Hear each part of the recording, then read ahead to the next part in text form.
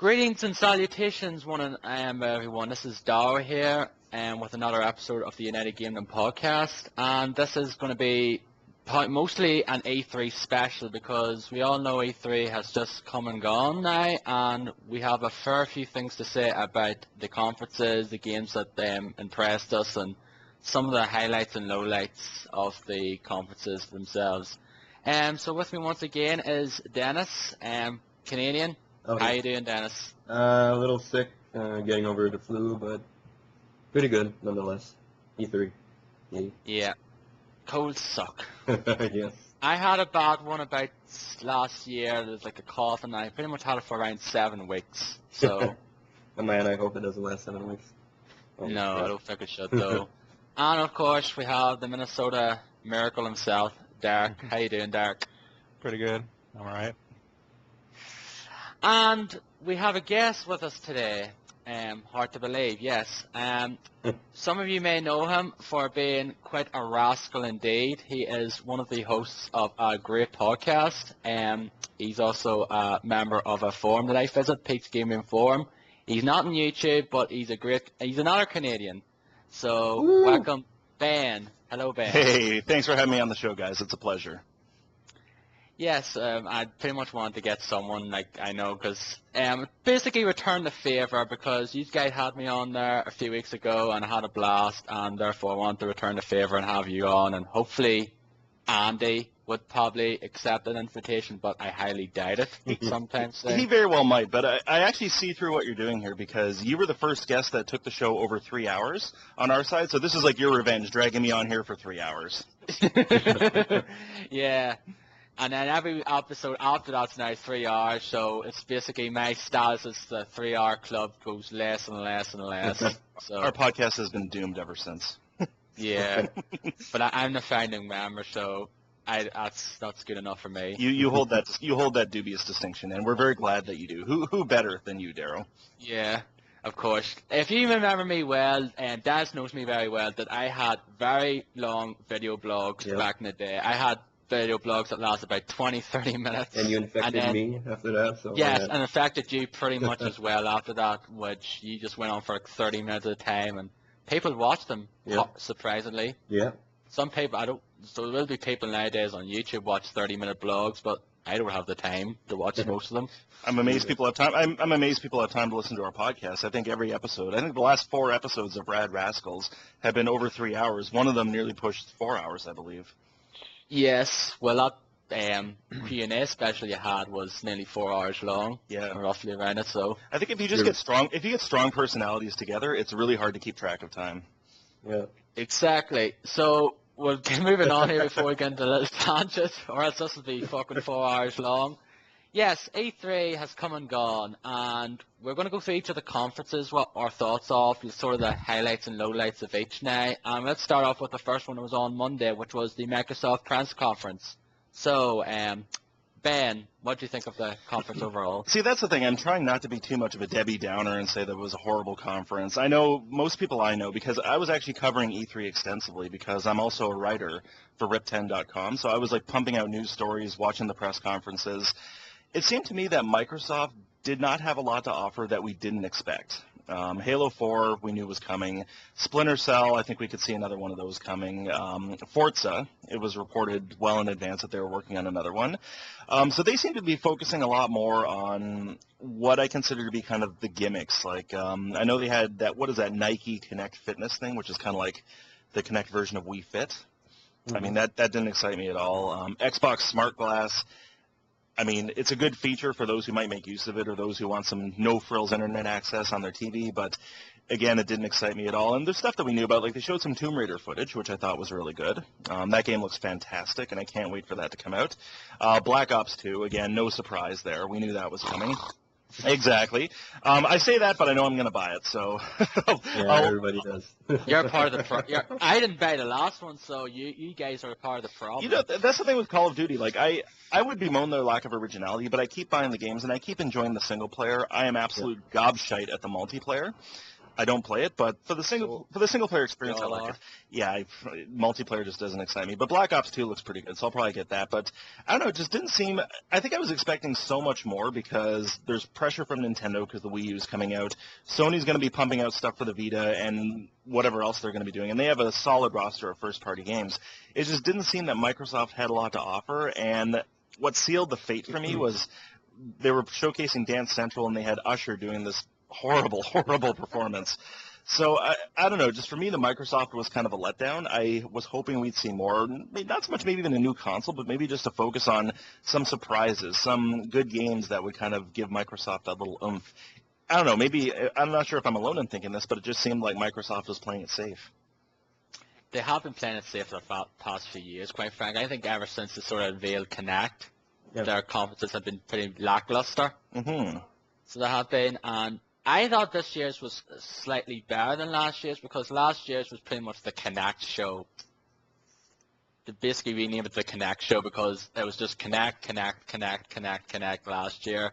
And thankfully enough, they focused less on it this year than they did last year, although there was still, Kinect stuff like that fucking Rocketeer demo, which was pretty much the equivalent of those kids from last year and 2010. So thank goodness for that.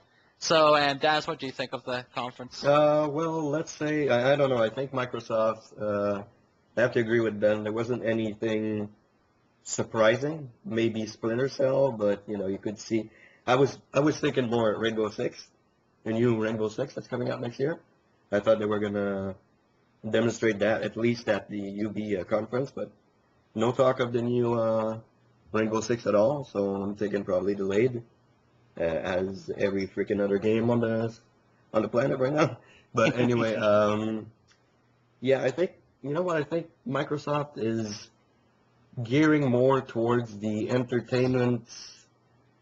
Besides, there's the games, but I mean the entertainment side of things, like the smart glass that they talked about in length, the Nike stuff. It's more towards the entertainment side of things. More than Microsoft and Sony, I guess. You mean Nintendo and Sony? Yeah, Nintendo and sorry.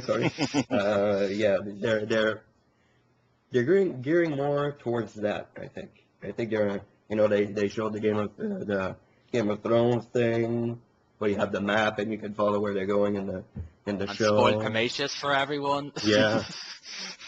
But there's a little bit of spoilers there. They spoiled Prometheus, I think, also. So that was fantastic. Great job. Everyone was like fucking pissed off at that. I was like, what the fuck, man? Anyway, but yeah, as far as the games go, I like Halo. I wasn't really, oh my god, Halo, I was, It's not Halo, it's Metroid Prime. Yeah, okay. Halo Metroid Stop Prime. it with that crap. People going, oh, it's Metroid Prime. Yeah, okay. If you start putting a hybrid of Metroid like they did with Metrovania, I'm getting off the podcast right now. But yeah, man, I wasn't very excited for Halo 4, and I think Derek is the same way. When we saw the introduction, like the game at the start of the conference, I was like, oh my god, really? So they're kind of going in a new direction that I kind of like. And I watched the other stuff on Halo, which I'll get back to a little later on. But the game looks promising. The new Halo looks promising. Splinter Cell looks crap to me. I don't know. It doesn't look that good, especially since Michael Ironside won't be voicing. Everyone's off board now because of that. It's like, Michael Ironside's not doing it. Screw this game. Yeah, screw this game. But it doesn't look that special anyway to me. Tomb Raider looks absolutely fantastic. I cannot wait to get my hands on that. And as far as Black Ops goes, it's Call of Duty. So high tech. You either love it or you hate it. High It's tech like Call of Marmite. Duty. Yeah. I don't know why they closed the show with that. That was a little stupid on their part. I think I would have switched up Halo and Black Ops, Because the last 2 years, I believe, they started off with Call of Duty, so they wanted to shake things up a bit. For God's sakes, no, it's not a way to shake things up a bit. But anyway, the game looks all right, and as Ben said, I'm gonna buy it. and I'm gonna play it as I usually do, even though I bitch And then the hell you- out of it. But you know, I'm gonna buy it. I'm gonna play it. It's probably gonna sell trillions of copies, as it always does. But anyway, I wasn't impressed with Microsoft really. It was a regular. At least there wasn't a lot of Connect stuff, apart from the horrible Dance Central stuff and the other thing with the big bow there. Can't remember the name. Racketeer. Racketeer, yeah. Yeah, Well, you are right when you said they're focusing more on kind of the multimedia aspect of it, because Yeah. with the smart glass and also with the Xbox Music, which to me just Yeah. seems like a repackaging of Zune. I mean, they're focusing more on the multi-purpose entertainment stuff, which, I mean, hey, it worked for Nintendo in the past, so who knows? But I don't know. Like you, I think we share the same thoughts on that. Yeah, it's more of a entertainment side of things than the video games. Hmm. But anyway, Derek. Derek's Derek, how you very doing, Derek? quiet this Hello. as far as you know. Yeah. Are you alive? What are your thoughts? Well, like most of the press conferences this year, I don't think it was horrible, but I don't think it was great either. It was just okay. I will say that I was rather impressed with the Halo 4 demo. Initially, there was no way I was going to buy the game. I didn't have any interest at all. Like, I've never finished Reach. I think I only played part of the first level, and I never finished ODST. I played Halo 3, back Good when it was job. all the big, finish the fight, and it was supposed to be, the end-all, be-all Halo game, and that was really disappointed for me. But seeing Halo 4 here, I thought it was quite interesting looking. Like Dennis was saying, with the different direction they're going with the new enemies that people are saying look like Metroid Prime, but I don't see that at all. And like the new transforming weapons, those Yeah. look really interesting. I don't really have any interest in the multiplayer. I just want to play the single player campaign. So that was probably the most exciting thing for me personally in this conference. I don't have any interest in Splinter Cell. I never played any of those games. And I don't have any interest in Call of Duty. I've played Modern Warfare 1, and then I rented Modern Warfare 2, and I played maybe the first 2 levels, and that was it. And I never got into the multiplayer. So Good job. Yeah, good job. I think the reason I never got into it is because when I rented, was the Call of Duty 4 or whatever the first Modern Warfare one was, that was like the huge thing at the time. Yeah. So I rented it, and I tried to play it, and I couldn't even get into a lobby. I kept on getting kicked out for some reason. Apparently there's some glitch at the time. I don't know if they ever fixed. So I just, sent it back, and I was like, okay, well, that's fine. I'm not going to play the multiplayer, I guess. And honestly, I don't really have any interest in competitive multiplayer in any kind of game, because everybody either cheats or they're so good that there's no way you're going to get as good as them unless you play, nothing but that game. Agreed. So Same. I would rather play co-op or single player. Yes, I wholeheartedly agree with that there. Like, back in the day, we used to play a lot of multiplayer, me and Des and that. We used to play a lot of Gears and, Rainbow Six and games like that there. But times have moved on, and we prefer mostly co-op stuff now, and I'm sure a lot of people out there would agree. And we have because- jobs now. We don't spend our days in front of the TV and Call of Duty all day. And Exactly. Oh my God. We have lives, and the 13-year-olds have just taken it over and ruined it. Yep.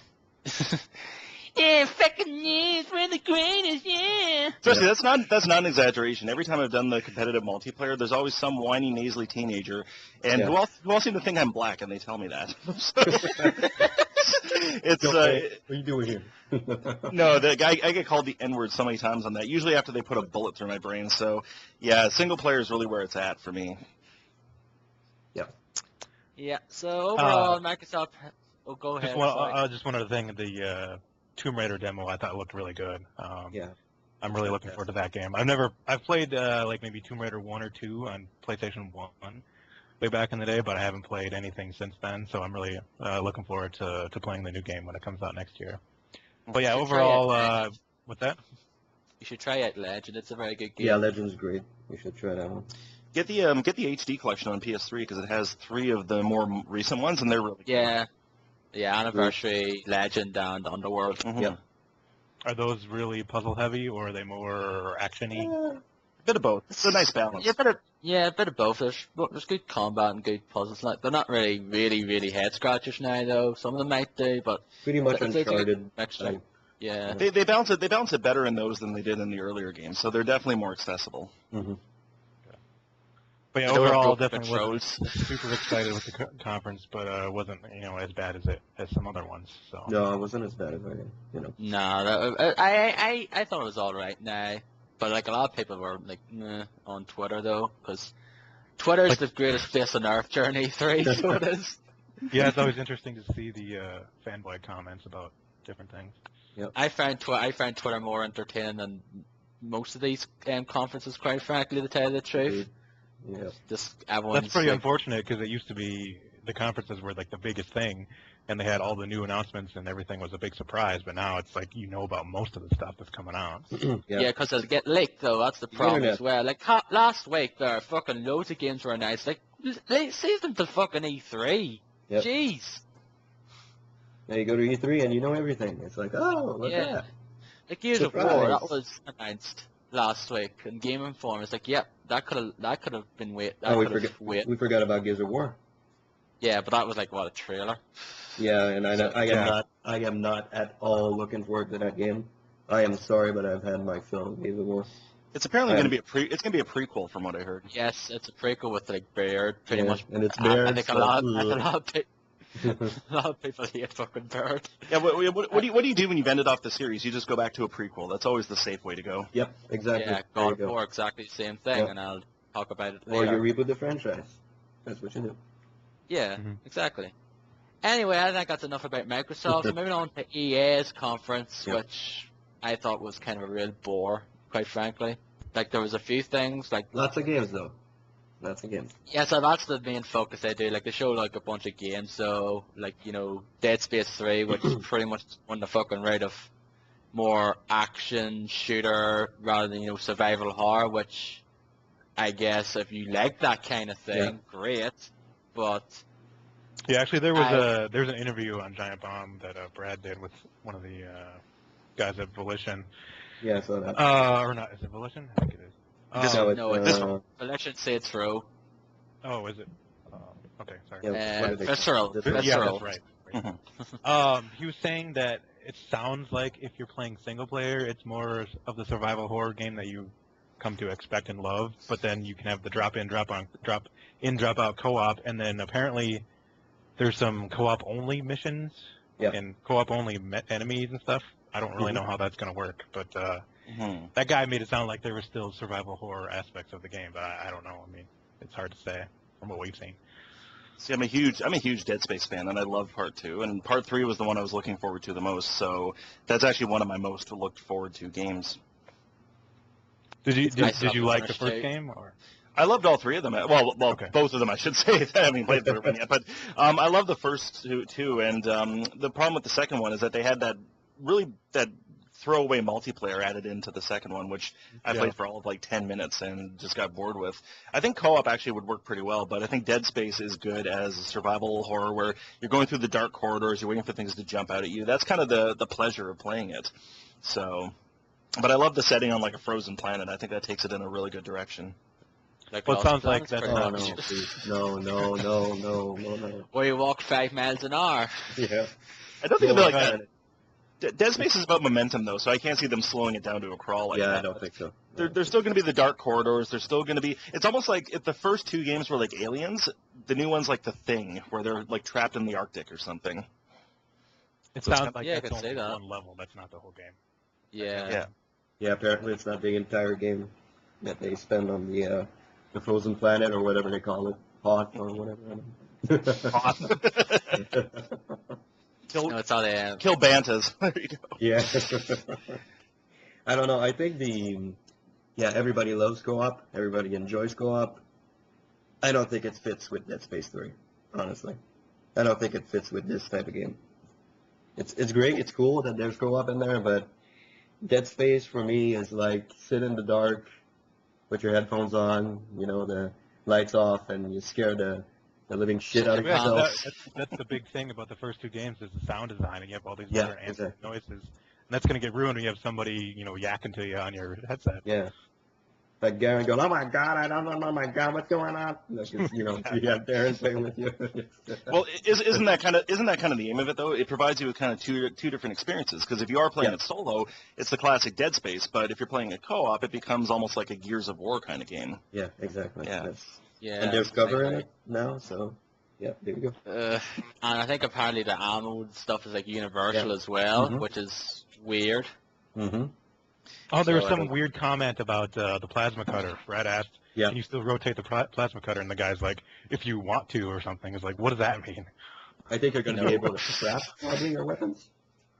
If I get something out of that, I think you're probably going to be able to craft your own weapons or craft the weapon you want to have or something.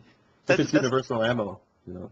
Yeah, that seems out of place in a game like that, though. I mean, Yeah, I know. with Dead Space, it's about atmosphere, it's about getting through the environments, it's about getting the shit scared out of you. I think stuff like crafting and like collecting and stuff like that, it would just, for me, it would slow it down. Yeah. And there's collecting because he said it. He said so in the in the Brad interview. He said that you can collect stuff. Yeah. I know I heard that in that interview. So Well, I'm optimistic about it, but also I don't want it to become like just another kind of homogenized shooter, like a lot of Yeah. them are towards. And that's what I'm hoping they at least keep it true to the first two Dead Space games, rather than just kind of making it a standard generic third-person shooter, like a lot of games seem to be coming nowadays. exactly. And this is coming out in February 2013, isn't it? Yep. So I have lots of months to play through the second one. So you and Derek You still have to do that. could still badger me on until then. Do it. You owe it to yourself to play through the first two. I mean, those Oh, are yeah. fantastic I've played the games. first one. I love the first one. I just haven't played the second one. The second one kind of kicks it up a few notches because you're not just in the narrow corridors. You're in a big open area. Well, at least comparatively speaking. So there's a lot more possibilities. It's a lot creepier too. Yeah, there's like I've played like for the first 6 chapters, I think. So I have. When you're in like the nursery and you see like all the blood on the wall and like the little colored carousel going around, that just creeped the shit out of me. Yeah, and you hear the babies. You know, Oh that's, god, Yeah, that's special. unsettling as hell, but I love it. Yeah. Exactly. Anyway, moving on from Dead Space, there's a few other things as well. Medal of Honor Warfighter, just Nope. another Well, round it's good. based shooter, pretty much. Yeah. But I don't know. It looks better than it looks good. I don't know if it's gonna be spectacular, but I like the reboot. The reboot was pretty good. Please, I enjoy it. please give us a single player campaign that lasts more than 2 hours. Yeah, that would be nice. Very much doubt it though, because when's the last time a shooter has actually lasted longer than 5 hours? A Crisis 2, it is possible. Yeah, that's true. I find that game boring, quite frankly. Crisis? Yeah, Crisis 2, I played some of it and like, this is just, I don't know, I just find it dull. Okay, well you didn't play it right because it's not that dull. It's pretty good. Oh, well, Yeah, I maybe it gets better though, I don't know, but like, I played like maybe a couple of hours and it's like, okay, this is just, it's not really appealing to me It pretty picks up. much. It picks up really fast. I've got the first one as well on Xbox as well, like the games on demand, Yeah. which I have to play through it as well. It's Mhm. one of the better. It's one of the better franchises, I think, and it's really underrated. Very few people I know have played it, but it's worth getting into. Yeah, it's pretty good. Mm-hmm. I forgot to mention that I was on the Crisis 3, so it was, and pretty much like the year of the bow, which is Yeah. kind of a trending topic going around. A lot of games with bows. Here's the bow. Tomb Raider, Crisis 3, what else? That Xbox Live game, the one that was Oh. demoed on Racketeer. Racketeer. There you go. Yeah, a few other ones as well. We'll have bows. I'm sure up in certain other games will have bows with them as well. Big bow. Probably Black Ops 2 will probably have. I think we have Skyrim to thank for repopularizing the bow and arrow. Yeah, it's gonna be bow in the new Skyrim Dawn Guard. Crossbow. Frostbro, Yeah. yeah. Mm-hmm. Now with EA, there's one game we're egregiously overlooking here, and that's NBA Baller Beats. No. This is one of those games where you have to ask yourself, what are the people at EA smoking? Have you seen the trailer for that Yeah, game? I've seen the yeah. Nope. I've seen the demo, the trailer. Jeez. It's this ridiculous Kinect game which combines like basketball dribbling with like a rhythm dance game, Mhm. and it's like I'm just imagining playing because it comes with a full-size Spalding basketball, and like who the hell has room to play that in their house? And secondly, if you have neighbors living below you, you think they're going to want to hear you dribbling a basketball at the wee hours in the morning? Yeah. Yeah, I'm just thinking also I missed the basketball and it flies right into my TV or something. Yeah. Exactly. Yeah. I don't That know game who is- would. That game is like the dumbest idea I've ever seen. Yeah. It is. Oh yeah, I That actually would did see that. There was actually one of the recap videos, I think, on Jam Bomb. Yeah. Like, yep, That looks bad. That's why I love the Kinect commercials too, because it always shows people in these giant open space living rooms with, where Mansions. exactly. I can't say I have the same living space, so that's definitely not going to be a game for me. Mm-hmm. Exactly. Anyway, Battlefield Premium was announced, which is pretty much their version of the Call of Duty Elite, pretty much subscription, which I couldn't care less about. I know some people would be, yep, that's great, but don't care. I don't care less. Star Wars New Republic with a saddened Doctor, was it Ray, was it? Or I forget which one it is, coming on stage pretty much. Yeah. Pretty much pleading for people, stay with us, we're losing subscribers. Yeah. Please don't go, we have this great content. Hey, you know what? We're going to make it free to play for up to level 15 in the July. So please stay with us, and we'll make it up to you. Mm-hmm. I think I would have kept playing it if there was no monthly fee. Some people say that they have a feeling that game's going to be free to play this time next year, which probably at the rate they're going, probably will. Yeah, it's too bad though, but people don't want to play, I guess, these type of games for too long anymore.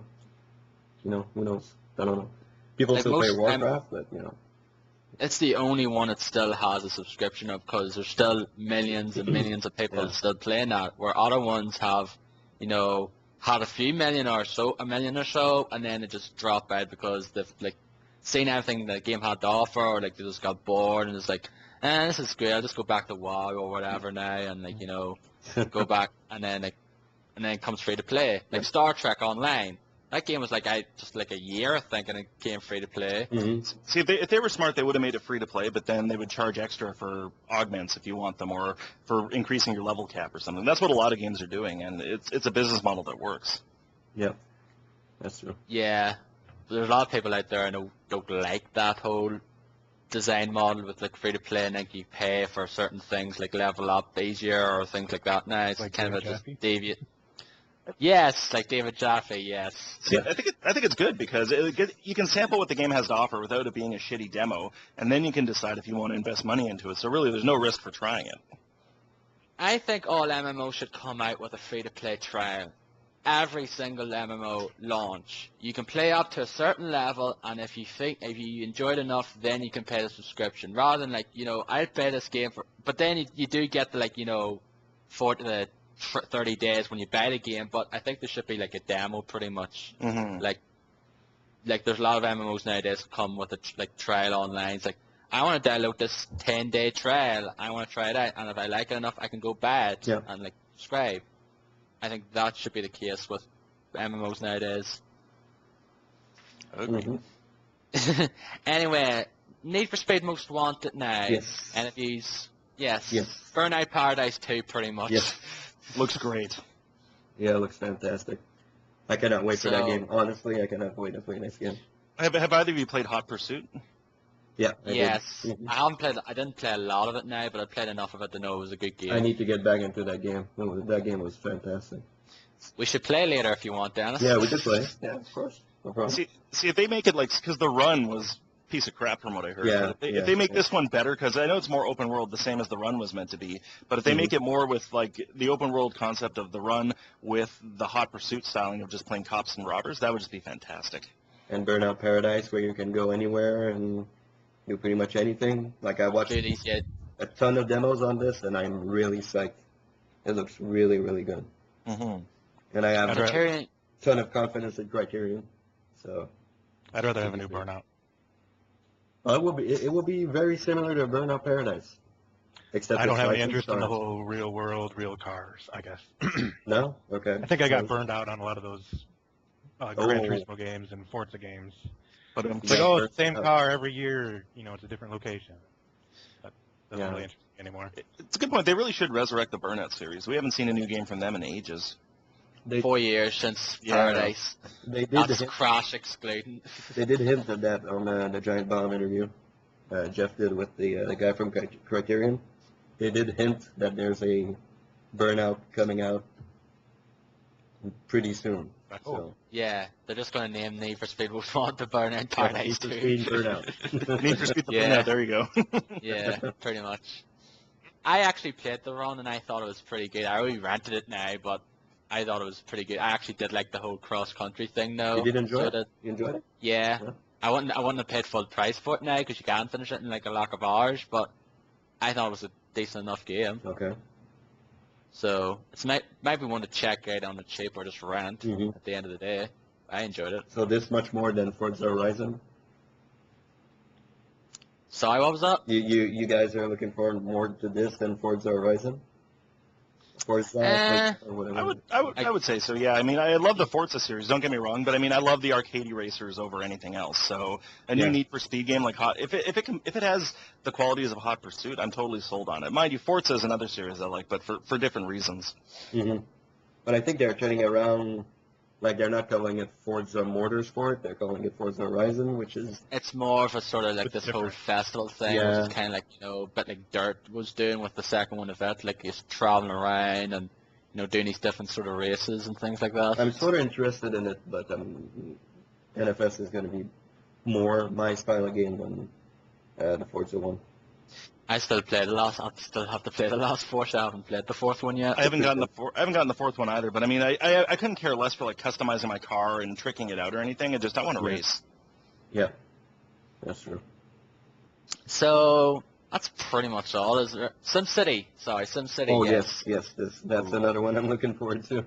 Forgot to put it on my I've list. never played a SimCity game. Never Wow. played one. You're missing out. I was playing it back in the early '90s on at my computer lab in school, and then I got it it was the first game I got for the Super Nintendo back in '92, and I loved it.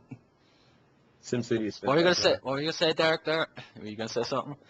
Well, I played. I used to play a lot of SimCity 2000, like a lot of SimCity 2000, because that was one of the only computer games that I had back in like 95 or whatever.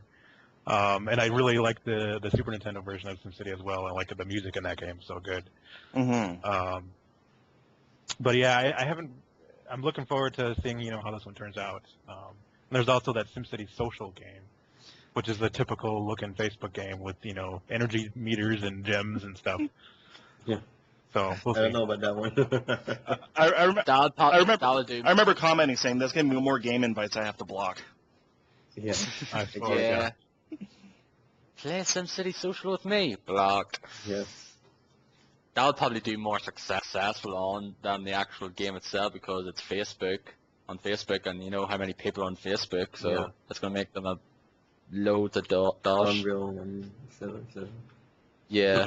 So that was the EA press conference pretty much. It's alright, not great. The next one, surprisingly, was pretty good. Yeah.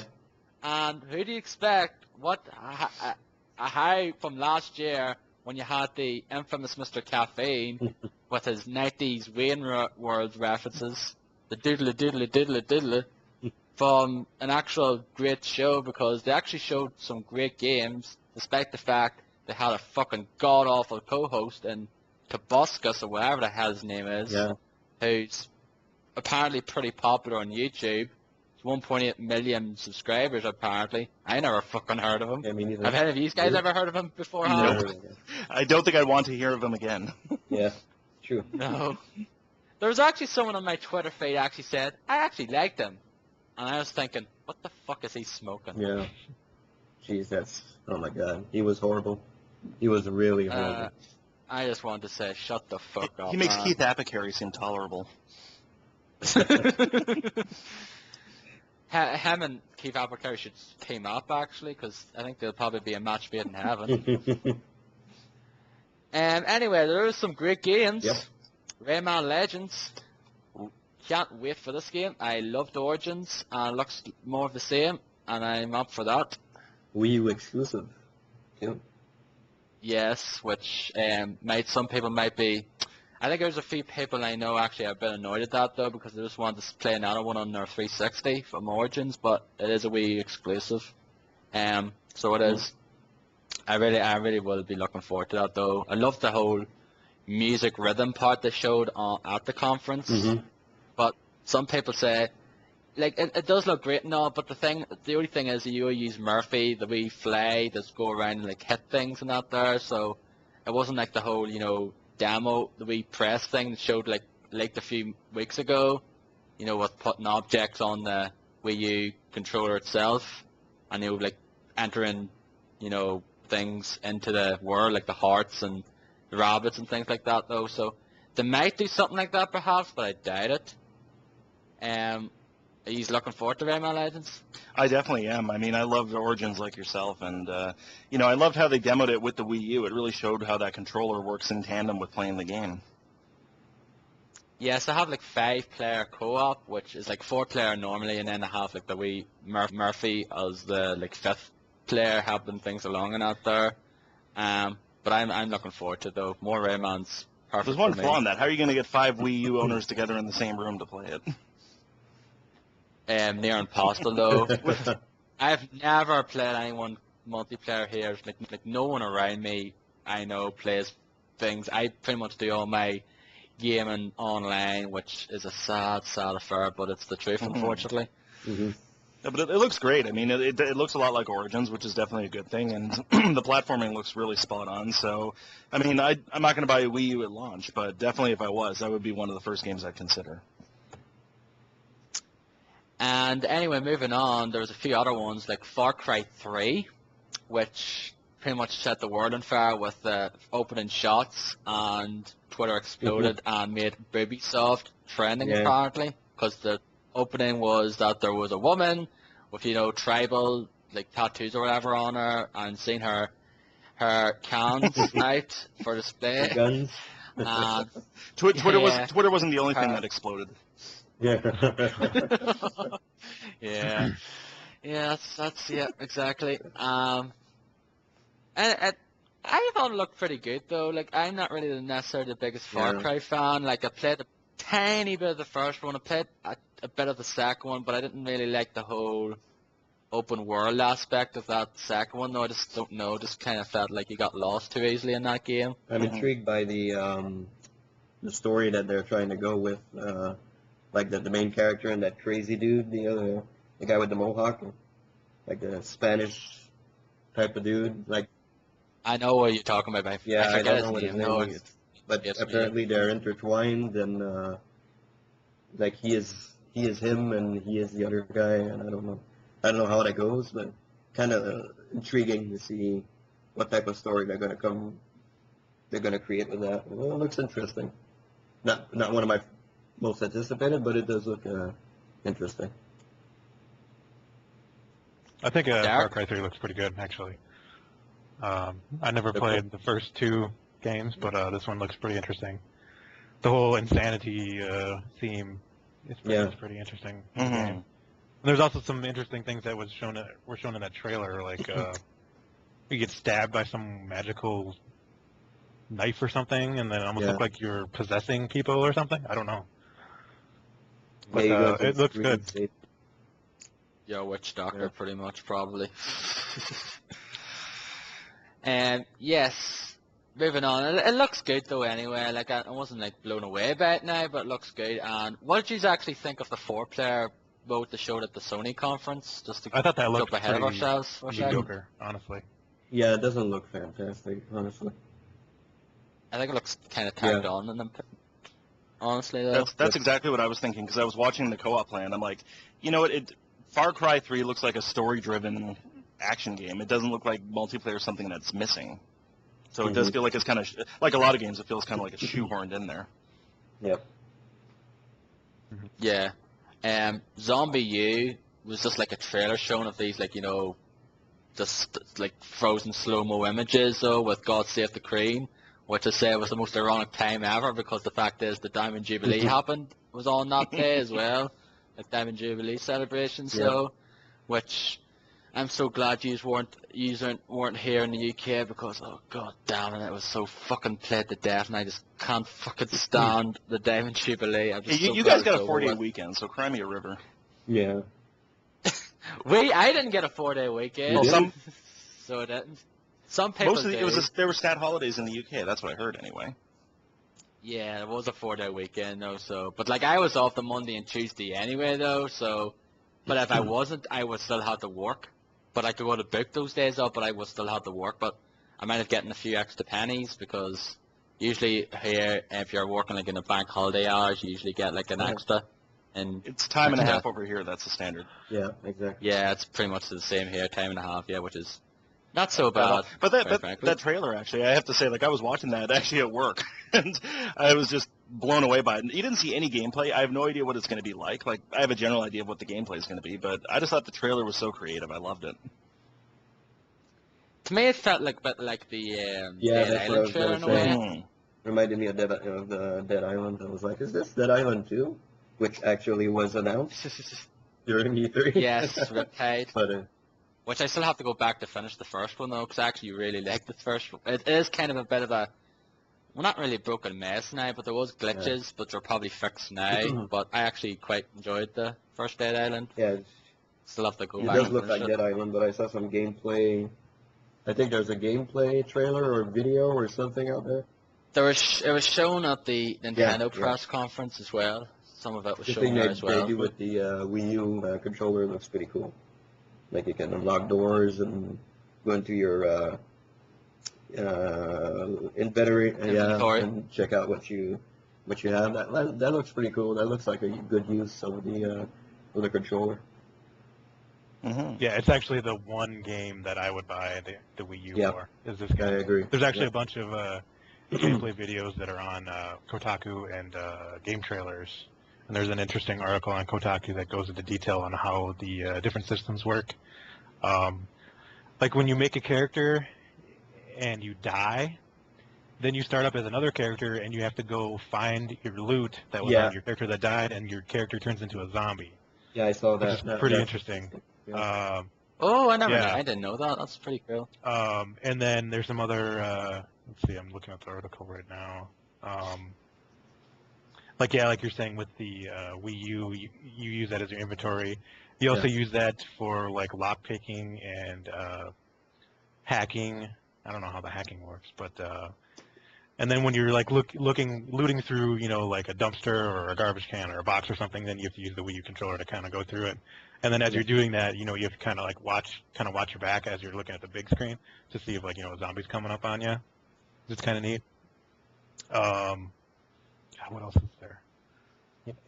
I'm just trying to skim through this here, but Well, it sounds really cool. It definitely sounds like a modern zombie game, and it looks really nice, graphically anyway. Mhm. Well, there's an interesting mechanic in there where, like, you die and you take over another body, then you have to go back to your old body to get your equipment. I mean, that I think is a good touch. It's almost like Dark Souls in a way. Yeah. Yeah, exactly. Those like look- that. Which I think I'm the only one here who's played through and finished Dark You are. Souls. So,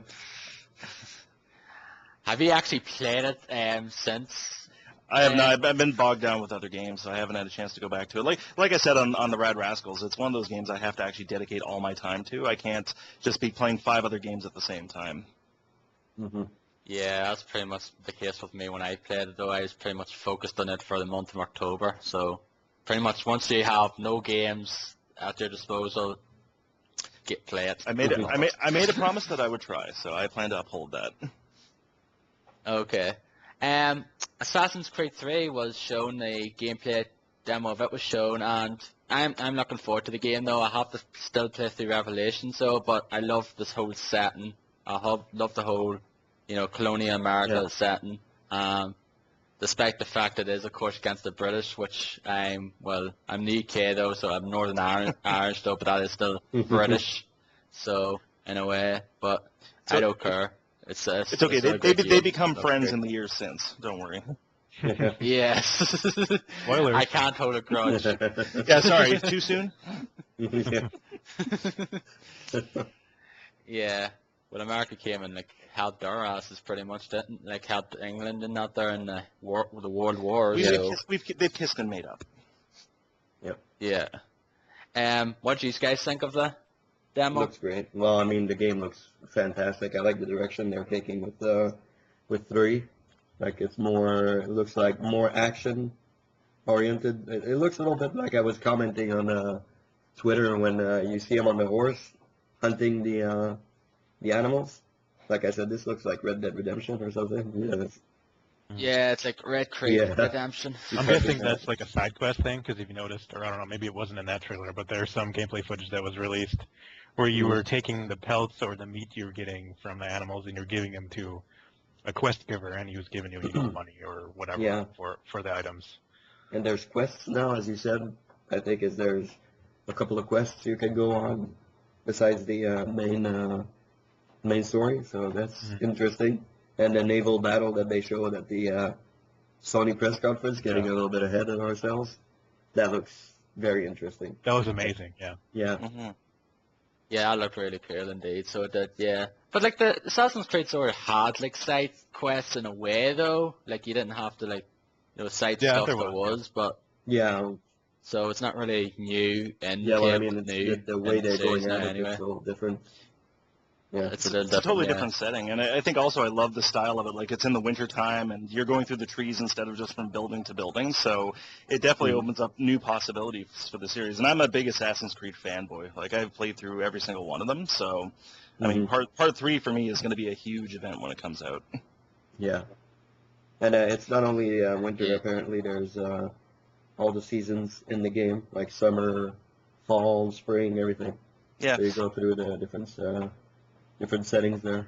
Exactly, and it feels like a good time for there to be a new storyline with a new character, because I played through all 3 of the Ezio games. I call it the Ezio trilogy, with Yeah, it's pretty much with part that's the 2, case. Brotherhood and Revelations, and they were great for what they were, but it kind of feels like we need something new, and I think that's why Assassin's Creed 3 is going to be, a good kind of breath of fresh air for fans. Plus, you bet the next 2 games are going to follow the same plot line as well, so I can just see them just recurring with this.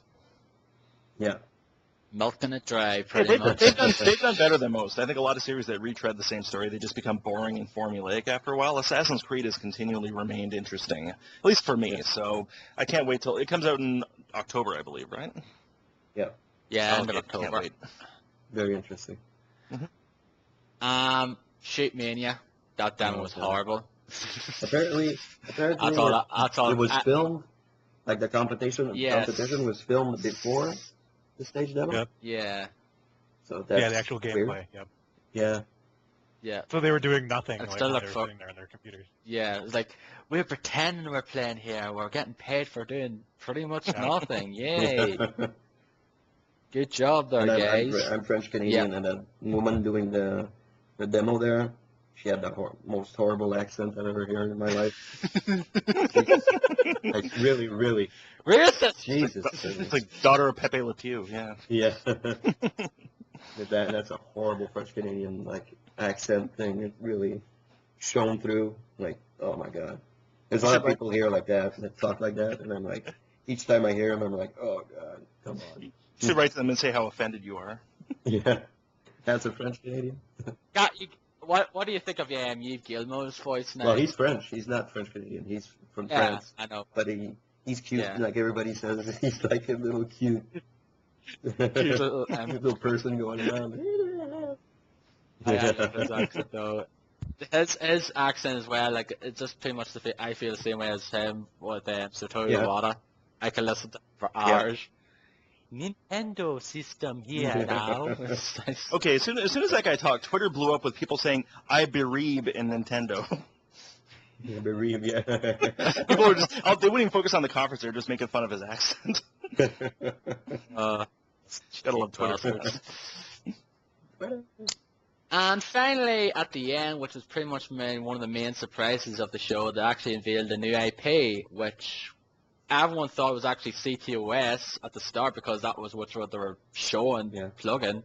And then at the end, they actually showed what the name of the game was, and it is Watch Dogs.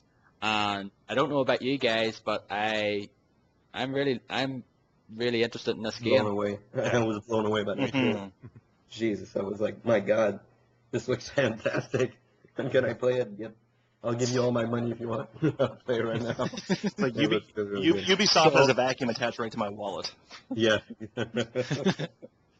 Yeah, that's pretty much it. Because like most of the games shown at the Ubisoft press conference, with the exception of Shoot Mania perhaps and a few others, they were really great. And is that here you go, Ubisoft. Here's my money for the next year. Oh yeah. Take it or They leave it. really did brought out their A game, and I think Watch Dogs was a great way to cap it off. I mean, I don't know what to make of the game. Like, there's going to be a mechanic with cellular tracking or some kind of GPS that you use to track people down, but it just looks like a great new IP, and the graphics were stunning. Like, even just the rain effects, how the clothing got wet, and the gunplay looked really good. So I was really, really, like you guys, I was blown away by it. Now, do you guys think it's actually coming out this generation? They did say it actually is. Like, it was somewhat slightly confirmed that it is actually coming out for 360 Actually, they said it's coming out PS3. next And year. it was. But I don't know. This and Star Wars 1313, I mean, the graphics in those games, I mean, I'm not sure. They played it on PC for sure, you know? But, Yeah. I mean, I don't know. Graphics look really, really good for anything PlayStation or Xbox. But they're not that far. They're not that far advanced for this generation. I mean, it didn't look like something that was like photorealism or anything. So it could come out on this generation of consoles. It could. Yeah, it could. Yeah. But it wouldn't look as good as a PC one. Like, if you want to pretty much look like that there, you have to have a good PC. I think so. Mm-hmm. But yeah, that game. But anyway, fantastic. yeah. And that was the Ubisoft press conference. Surprisingly, probably was the best conference Yeah, of it the was. 5, which It was. hard to believe that was the case, but it was.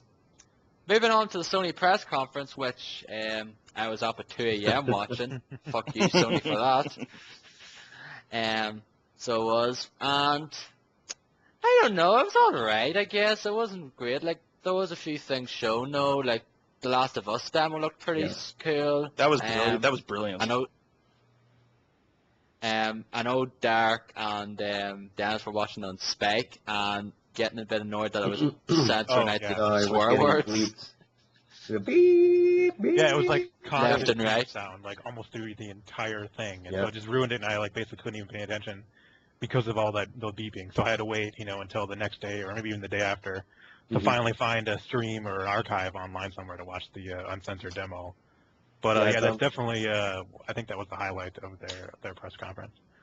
Yeah, and apparently they did another version of the same demo behind closed doors, where he actually doesn't kill anybody. Like, he goes around them and doesn't even kill anybody. So there are going to be different types of ways you can approach the situation. Actually, that's like Deus Ex or something like that. Like, you have several ways. Like, in Deus Ex, you can like stealthily avoid enemies, try to pass them, or you can just go in, guns blazing. They're saying that it would be more difficult to not attack some enemies because they have supplies that you need to survive. Yes, So exactly. there's like a trade-off there. So like you either want to, risk death or injury by attacking these guys, or risk your own personal survival by not attacking them and just walking away. Mm-hmm. So I guess the situation will probably dictate how you do it, but I mean, after watching that demo, I can't imagine stealth is as satisfying as slamming that guy's head into the desk several times. Yeah, that's true. Or blowing our heads off with a shotgun or whatever it was. End the demo. The audience was just like enraptured. They were just like cheering. Yeah. They cheered for fucking everything. I think that after the fact when they announced, we're giving everyone this audience a free year of PS Plus, they'd fucking cheer for anything. If the guy came out naked saying, I love you guys, they'd probably cheer for that. Yeah. Or anything. Hey, if you cheered for for Internet Explorer during the Microsoft press. Oh yeah, I forgot to mention that. Yeah, I was like, who the fuck cheers for Internet Explorer? Who the fuck uses that? I'll only cheer for it if I could use it to download Google Chrome. Yeah. Exactly. Yeah. Exactly. And use Internet Explorer, download Google Chrome for your Xbox, and then it's every system. But no, Last of Us I thought was fantastic, and that's a game I've had on my radar for a while, but I knew very little about it until I actually read more and saw more gameplay footage, and that's going to be definitely a highlight purchase. Yep. And has one of two flipping Ellen Page's, pretty much. The other one, which is, I forgot to put it down here, which is, of course, the new game by Quantic Dreams, which is Beyond Two Souls, which I seen, and watched gameplay footage of it afterwards now, which I've seen some of it. It's like, yep, this is just pretty much Heavy Rain again, which if you didn't like that game, you're probably not going to like this. But I did enjoy Heavy Rain, so I'll be looking forward to this. And of course, it's Ellen Page, with the best fucking scene ever. Oh, Ellen Page is a great actress. She's great and all that's it. And it has a scene where she doesn't hardly speak at all. Exactly. With the Pretty eyes. much at the end, she spouts a few words. It's all in the eyes, baby. Yeah. Do you guys think the guys from Naughty Dog are gonna go back and revisit the female protagonist in The Last of Us after Beyond. They really should. They really should. Yeah, because they look a lot similar, both of them. I'm like, holy crap! Okay.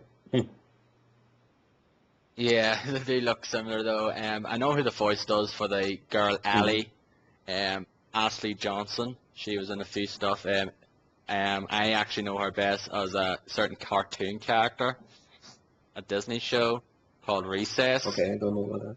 She's the voice of Gretchen Grumman. And she's also in What Women Want with Mel Gibson. Oh, And she was actually also in the Avengers film. You see that girl who said, "I love you," that girl there at near the end, but at the video, that's Ashley Johnson. Okay. They were saying, like, I forgot what the cat she was saying, who it was now. I think it was Thor, or I forget she was something saying about that girl at the end, in the the news thing. That was, yeah. yeah. Which I'll be talking about later on as well, because I've seen that film in class, and I have. I few things to still say have about it, so no spoilers. No, I won't say any spoilers. Yeah. Anyway, moving on now. We already talked about the AC Naval demo. Beyond looks great, looks really nice. Assassin's Creed Liberation's on the PS Vita, which I guess is pretty cool. It's like a spin-off of the third of the Assassin's Creed that you play as a female, which I guess is quite cool indeed. God of War Ascension. I'm the biggest, not the biggest, but I'm a big God of War fan, but even I think it's kind of, I think this is a bit overboard now with another game. I think they should have just ended it they're with pushing 3. it a lot. They're pretty much going the Gears of, pretty much the Gears of War route, where it's a prequel, not a prequel. And I think they just want to cap it off. Have 3 games and have 3 prequels. Yeah. And this takes place basically before the events of God of War and Chains of Olympus. It's like a few months after he kills his family. So the demo looked alright though. It was like, yeah, I'm getting my fill of I'll probably buy it anyway because I love the series, but I'm getting my fill of the God of War series now. PlayStation All Stars Battle Royale, or as everyone knows it, the Super Smash Brothers rip-off. I thought it looked alright though. It looked decent enough though. But is any of you guys gonna try Couldn't it care out? less. Yeah, me too. I don't really care for that game. I don't like fighting games to begin with, and I mean, Smash Brothers was good, but I mean, Brawl was crap. I mean, the last one I enjoyed was Melee on the GameCube, and I don't know, the time has kind of passed. I mean, also the title, PlayStation All Stars Battle Royale, like, what the? That couldn't be more generic. No, it's dumb. And I like the idea of being able to play as your favorite Sony characters. Like, that's a nice idea, but I don't know. Just with all the other games coming out, it's like it's hard for me to get excited about a fighting game. Yeah, I agree though. It's like I'll probably try it. I probably won't be renting it though. I hope the fuck they have Klonoa in it. I don't care. I want Klonoa in it though. Even though that character has been a Nintendo one, it could be one of the third-party ones, but I want Klonoa and a few others as well. Big Crash Daddy Bandicoot. What the hell? Yeah, Crash Bandicoot would probably be in it, but then again, that's like, is it going to be fucking full of Naughty Dog characters? You'll have Crash Big Daddy, you'll have Bandicoot. Nathan Drake, you'll have a bunch. It's a diverse roster, and I have to give them credit for that. It's certainly a lot more possibilities than you would have gotten with Smash Brothers, but yeah, just hard to get excited. Now, if you were to say there was a new Sonic and Sega All-Stars Racing coming out, I'd be jizzing over that. I know, that's the thing. I saw some minor gameplay footage, but no, with the All-Stars Royale, it's like, I don't know. If you're into those kind of games, it looks great.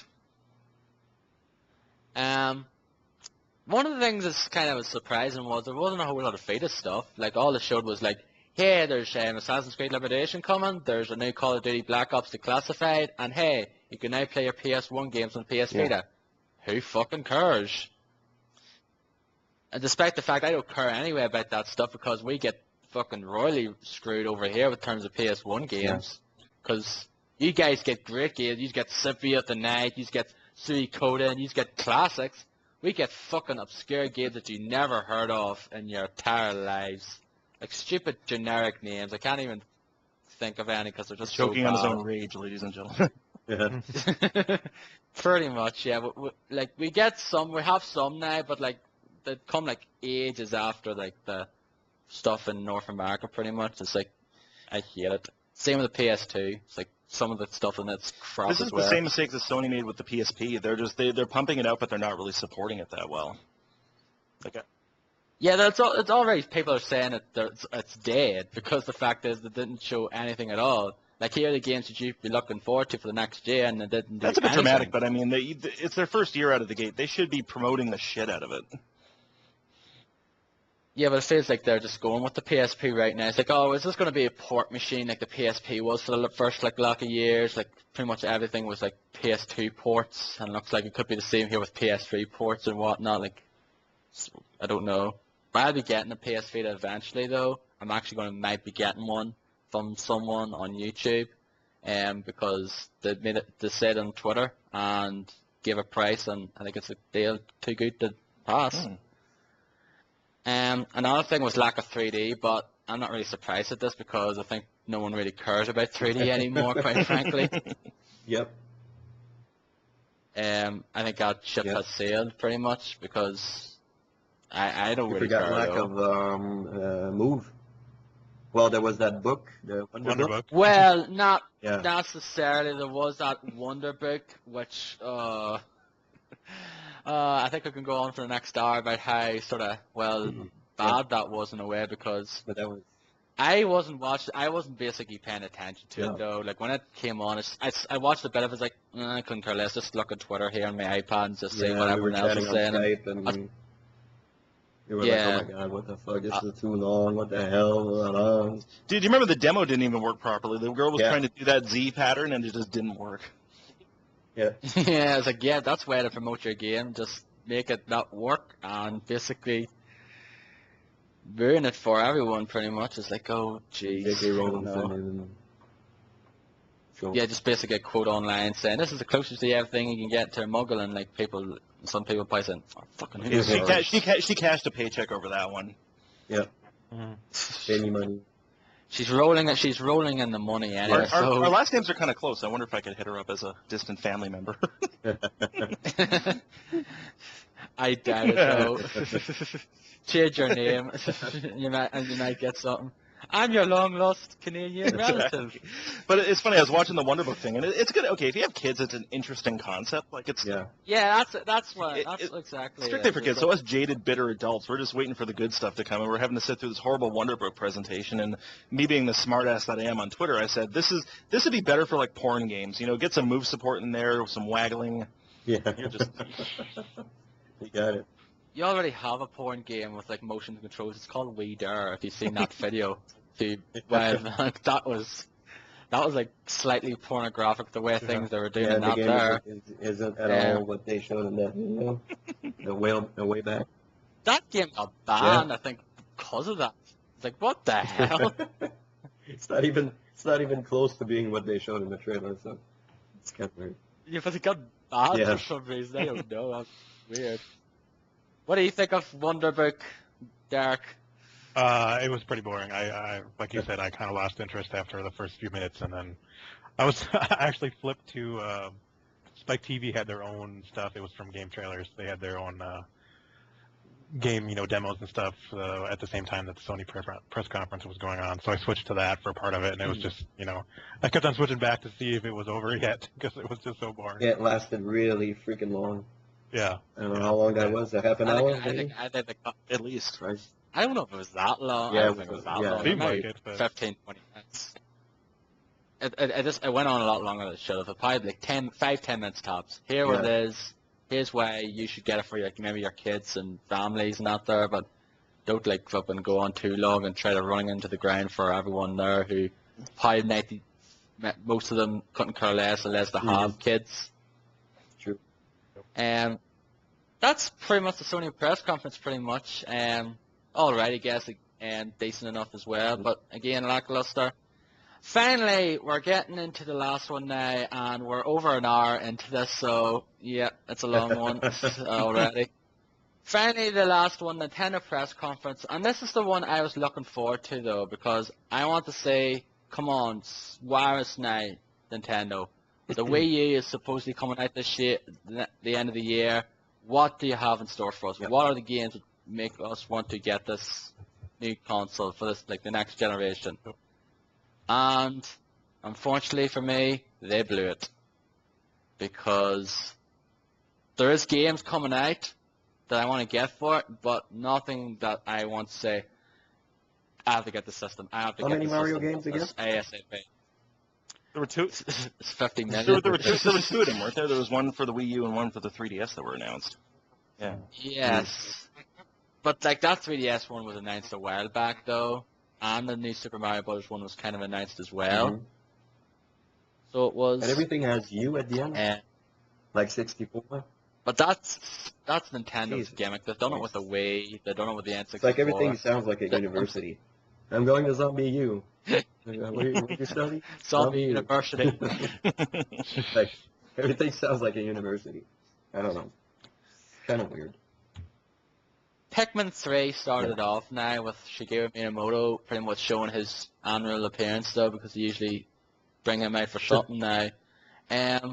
I know some people are looking forward to Pikmin 3. I'm not one of them because I only played the first one and I thought it was alright, but I'm not the biggest Pikmin fan, so I really couldn't care less. Any of these guys agree, disagree? My wife likes Pikmin a lot, and I enjoy the ones that are the brief amount of time I've played of the first two games. So if I get a Wii U or whenever I eventually do, we'll definitely get that. It actually looks, I think it looks quite good. The like the water effects and the dirt and the land and the trees and plants and everything look really good. It's cute, like a cute game. Mm-hmm. See, Feel like I had Pikmin on the GameCube. That was the first game I got for it, and I loved it. So I'm actually very glad they're revisiting this franchise and not just porting over like they did with the Wii. They ported over the first Pikmin to the Wii. Mm-hmm. First two Pikmin actually. They did both. Yeah, I'm glad to see like a brand new entry into the franchise because I actually really liked it, and I still think the games hold up pretty well. So that's one of the games I would definitely consider getting.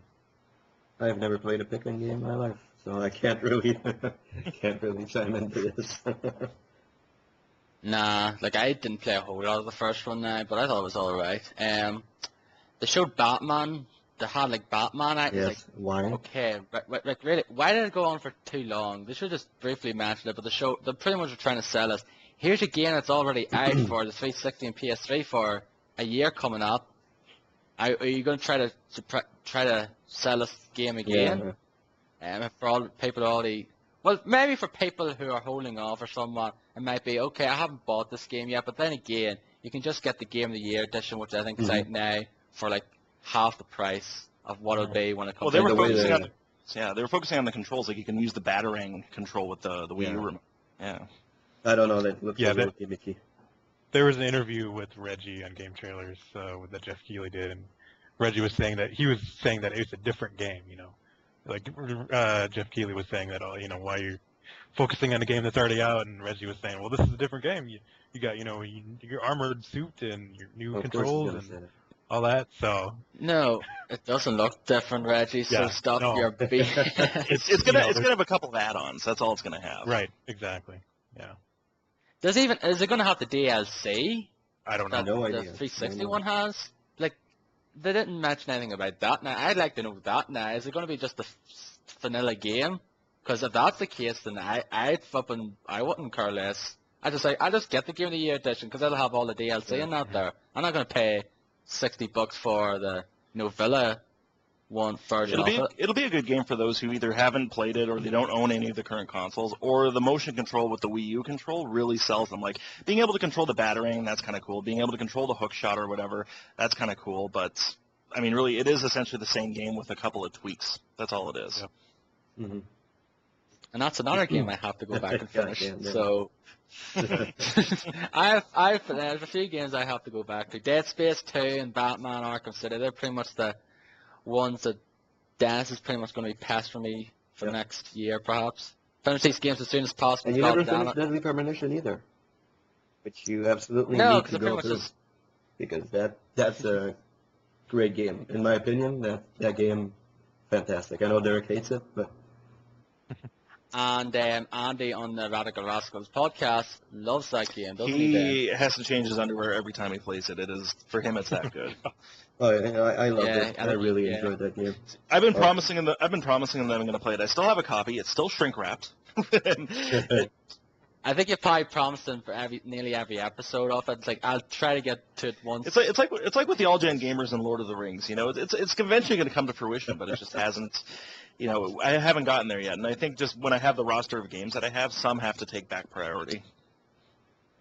Yeah, just mentioned it to Derek and Dennis here. I listen to the podcast and Ben as well. All Gen Gamers, this guy on it, Jason Heine, who pretty much was trying to the other ones were trying to force him to watch the first Lord of the Rings film, Fellowship of the Ring, for like a year.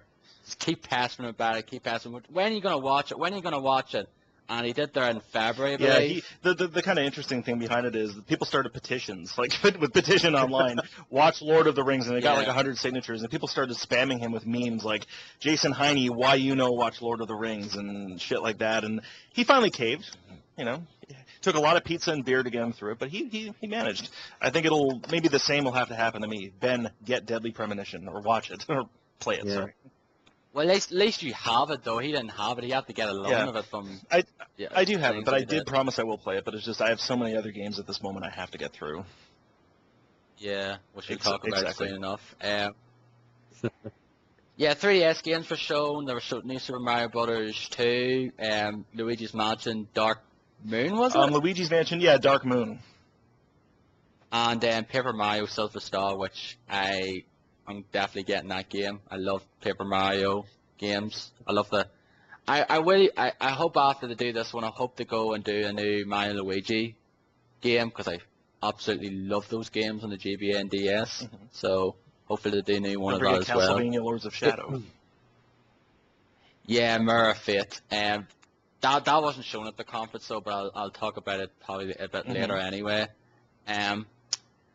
Tank. Yeah, she put that there. Yeah, there's a trailer. That game looks something nice. called Tank. It looks kind of fun, like an arcade shooter with some interesting. I believe it is an arcade game, actually. So it is Oh, originally. really? Okay. So yeah, and so why there's probably those like pictures of photos of the guy players above the tanks. It looks pretty cool, actually. Yeah, I seen the trailer of it as well. Just an interesting pretty name. Interesting. Yeah. Tank. Real all in caps. sorta All in caps. Japanese. Yeah. Exactly. Yeah. It just sounds so. Yeah, just really kind of something wouldn't expect less from Japan, pretty much. They did show Shambhayu, which we talked about already, and pretty much they ended the show with Nintendo Land, and everyone was kind of a bit annoyed afterwards because they assumed that after that there was going to be, and one more thing, here's something else here. Here's Zelda, here's something else, here's something Retro's working on, here's something surprise. Nope, they end up with Nintendo Land, and everyone was like, What the fuck? okay. I couldn't give less of a shit about that. Yeah, weird conference, honestly. I thought when I say Nintendo, I was like, what is this? And then instead it was mini game things, like, oh, it's just basically going to be the Wii Sports of the Wii U, pretty much. And I've seen a few of those demos that the games in them. Although they did spend way too long on the Luigi's one, which the guy was talking, I think he probably had a fucking novel of the fucking instruction manual. I think he had the instruction manual as the teleprompter, pretty much, because he went through every minute detail in that mini game. It's like, okay, we know what it is. You don't have to go into every minute detail. But is it me, or did Reggie seem pissed off the entire freaking conference? Or did the... He didn't seem like his usual he self, pissed off though. or He did say, I don't know. yeah, I think he was probably saying, why you guys, you don't care about this shit, so I'm gonna make you fucking care. I'm gonna rage on you guys. Like that guy was a Scott Moffat when he was showing off the DDS games. Reggie was probably gonna punch him or something. It seemed that way. So some sort of animosity between them. Yeah, it was. I don't know. It's like he comes out and says, Nintendo, it's all about the games. And then he goes into this thing about the What did they show? Hulu Yeah. and Netflix, not Okay. 12. Good thing, Reggie. It's all about the games. Where are they? I don't know. Yeah. And here's a trailer of games that some of them will all be out by the time the Wii U comes out, or already out. Mass Effect 3, Batman, Darksiders 2. Mhm. Yay! What's gonna be? Well, Mass Effect 3 will probably be the same thing as Batman. There's gonna be like inventory stuff on the Wii U control gamepad, and what else is there gonna be? Yeah. That seems to be a problem with the whole thing here. Like the Nintendo and some of the other press conferences was just pacing of it, because they would have like a really good announcement, then they'd have a long drawn out thing that nobody gives a shit about, then another okay announcement, then another long drawn out thing. It's like, I don't know, it just felt really uneven. But you know why? It's because it's on TV now. They're on TV. That's the reason why they're quite shorter than they have been in previous years. Because I think last year Sony's was on for like 2 hours nearly, or like previous years, and it was like maybe an hour or so, around an hour. That's the reason why they have a certain time. Same with Nintendo. It only had like an hour show because it was on TV, and I don't like that though, because they could have showed some more stuff. That's why the 3DS had its own little software showcase the next night.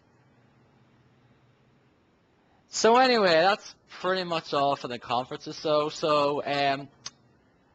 before we move on now, what was your favorite conference? Ubisoft. Yep. Definitely. Derek? I guess I would say Ubisoft only because they were the only one that had the big surprise announcement with Watch Dogs. But overall, I think they were all neither great nor horrible. Yeah, like they're all right now, all of them. Like I did enjoy Ubisoft, but most of the other ones were like, just couldn't care less. So like I think the one I paid more attention to overall was the Ubisoft one, where the other ones are pretty much was probably fixated on Twitter for the most part. Yeah, because Ubisoft had a lot of games, and as Derek said, they had probably the only surprise, like huge surprise, of all the conferences with the Watch Dogs. It was the only game that I got excited about. That was a surprise. Like I couldn't care less about Nintendo Land. Agreed. Oh come on! You want to go around Little Retrain and play, that Animal Crossing Sweet whatever game now? No, I don't. I know you secretly want to play that. Yeah. Well, the funny thing is with EA, because they had Dead Space 3, they had Resident Evil 6. I mean, they had a good show. We forgot. Yeah, I was thinking, it's been bothering me the whole time since we finished EA. It's like no talk of Resident Evil 6, but they also focused way too much on sports, which I don't know. I mean, if you're a sports fan, that's good, but do I really care about the football club that they're going to have for the FIFA games? I mean, no, that should have a feature that doesn't get your account hacked. And what really pisses me off about EA Sports? They never talk about NHL. Ever talk about NHL.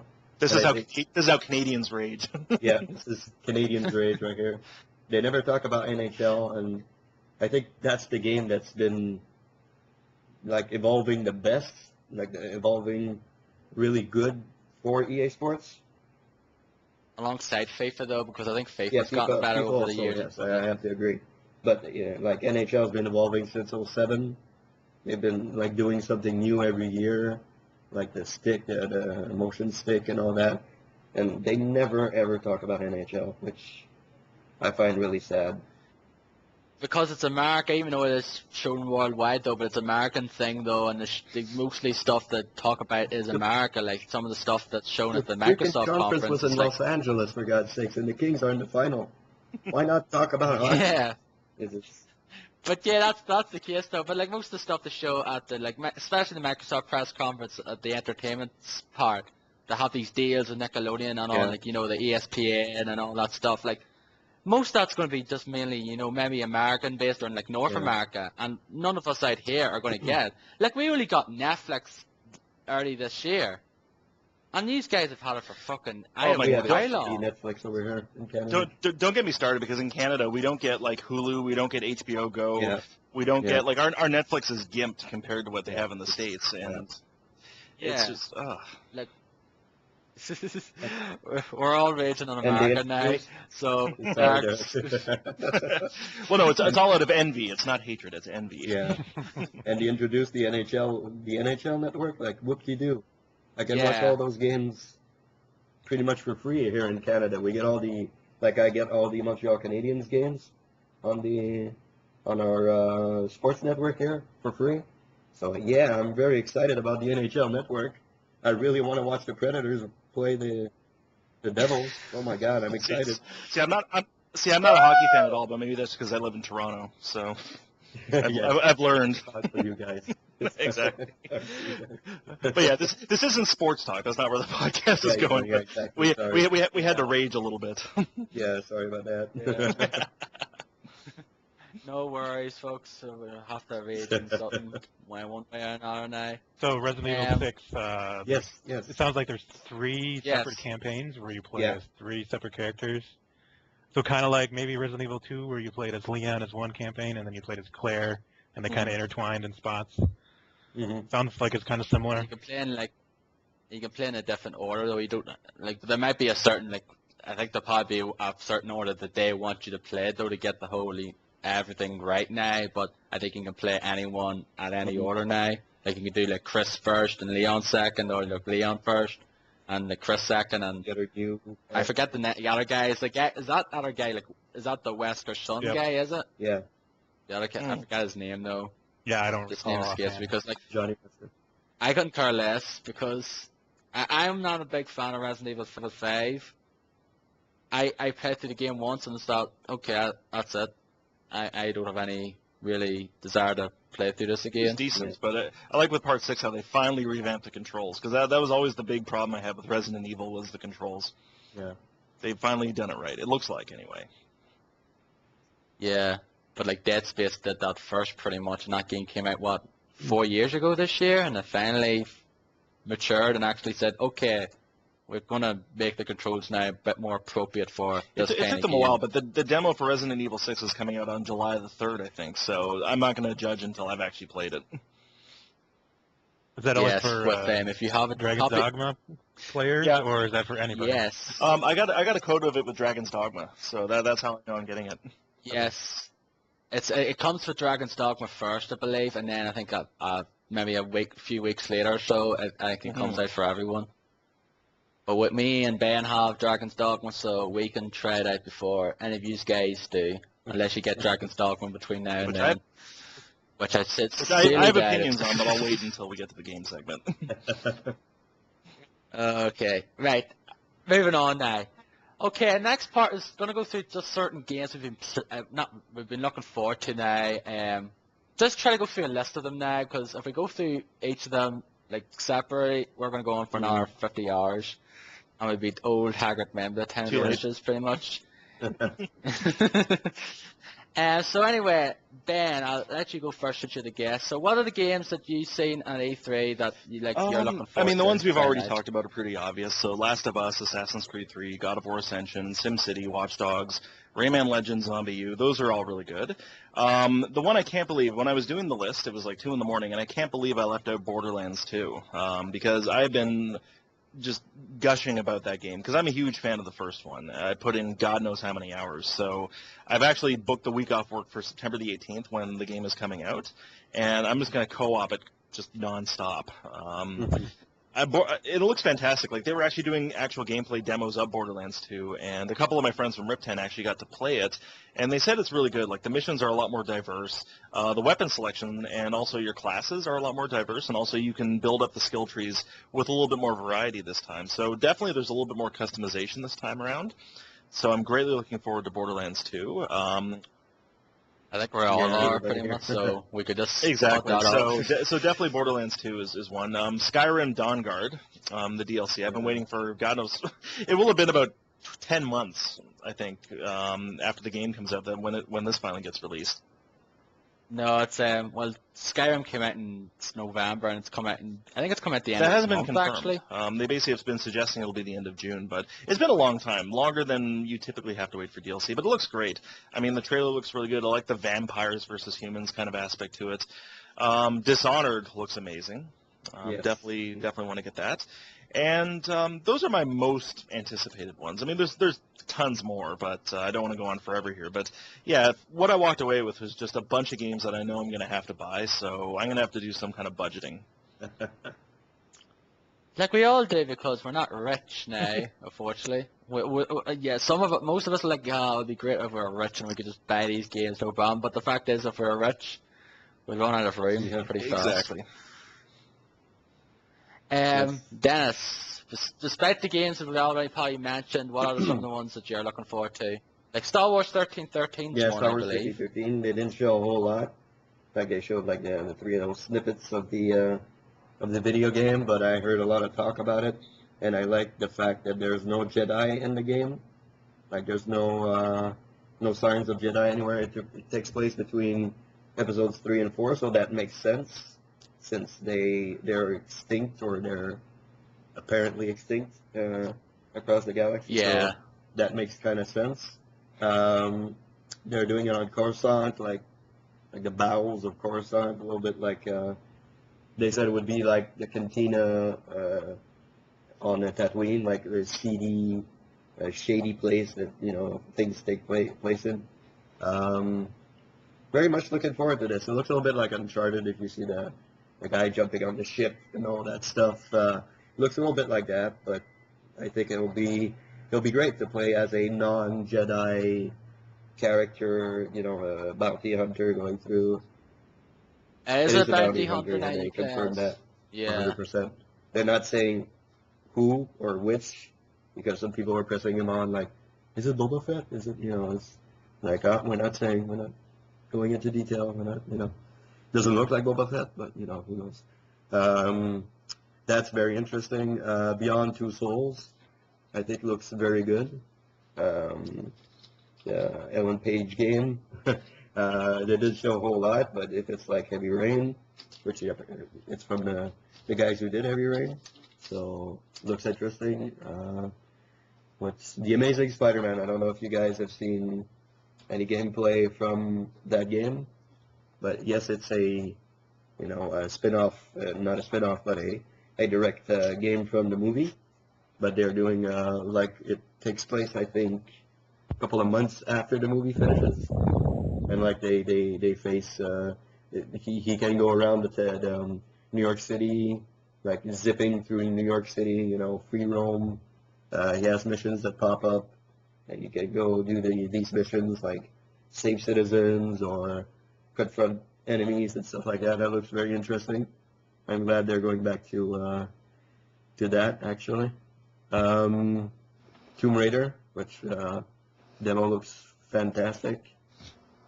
Game looks great. Apparently, it'll be apparently a very emotional type of game. Like you go through Lara Croft, like becoming what she is, like an origin story, like fight. Like in the demo, she had to kill a deer, and like she shoots the deer with the arrows, and she goes to I'm sorry, and then cuts it up and all that. And it'll be a little bit more emotional than we're used to. So I think that'll be good for the series. Mhm. And there's Halo 4, which I had absolutely, well, I was going to get it because, I played all the Halos, even ODST, which I finished. I played all of them, really enjoyed them. But this one looks like it's going completely away from what Halo has been for the last couple of years. No Covenant, or very little Covenant was shown during the demo, so I'm thinking they're going with the new enemies, the Metroid enemies, as people seem to be calling them. But yeah, that looks interesting. And Space Pirates. Space Pirates. That looks pretty good. Very interesting. I saw a couple of I don't know if you guys saw the videos that they put up. There's going to be a co-op aspect to the game, which is they're going to release an episode every week with 5 chapters in it, and it's a different story from the Master Chief Halo story that takes place in 4. It's going to be like you playing a Spartan and your Spartan crew going through stuff on the ship that crash lands on the planet. I think it's before the ship crash lands. There's a couple of things that happens, and you're going through those episodes. Like there's going to be an episode every week that you can play co-op, so that's very interesting. They didn't say if you have to pay for the stuff probably you have to you'll have to learn. Of course. Still, the concept very interesting of having an episode each week that you can play co-op with your friends. I think that's very interesting. Naturally, the multiplayer, which is a big part of Halo, is still there in this game, which not really interested in, but does look pretty good. And finally, I guess SimCity. A big SimCity fan here. Been playing since the very first one.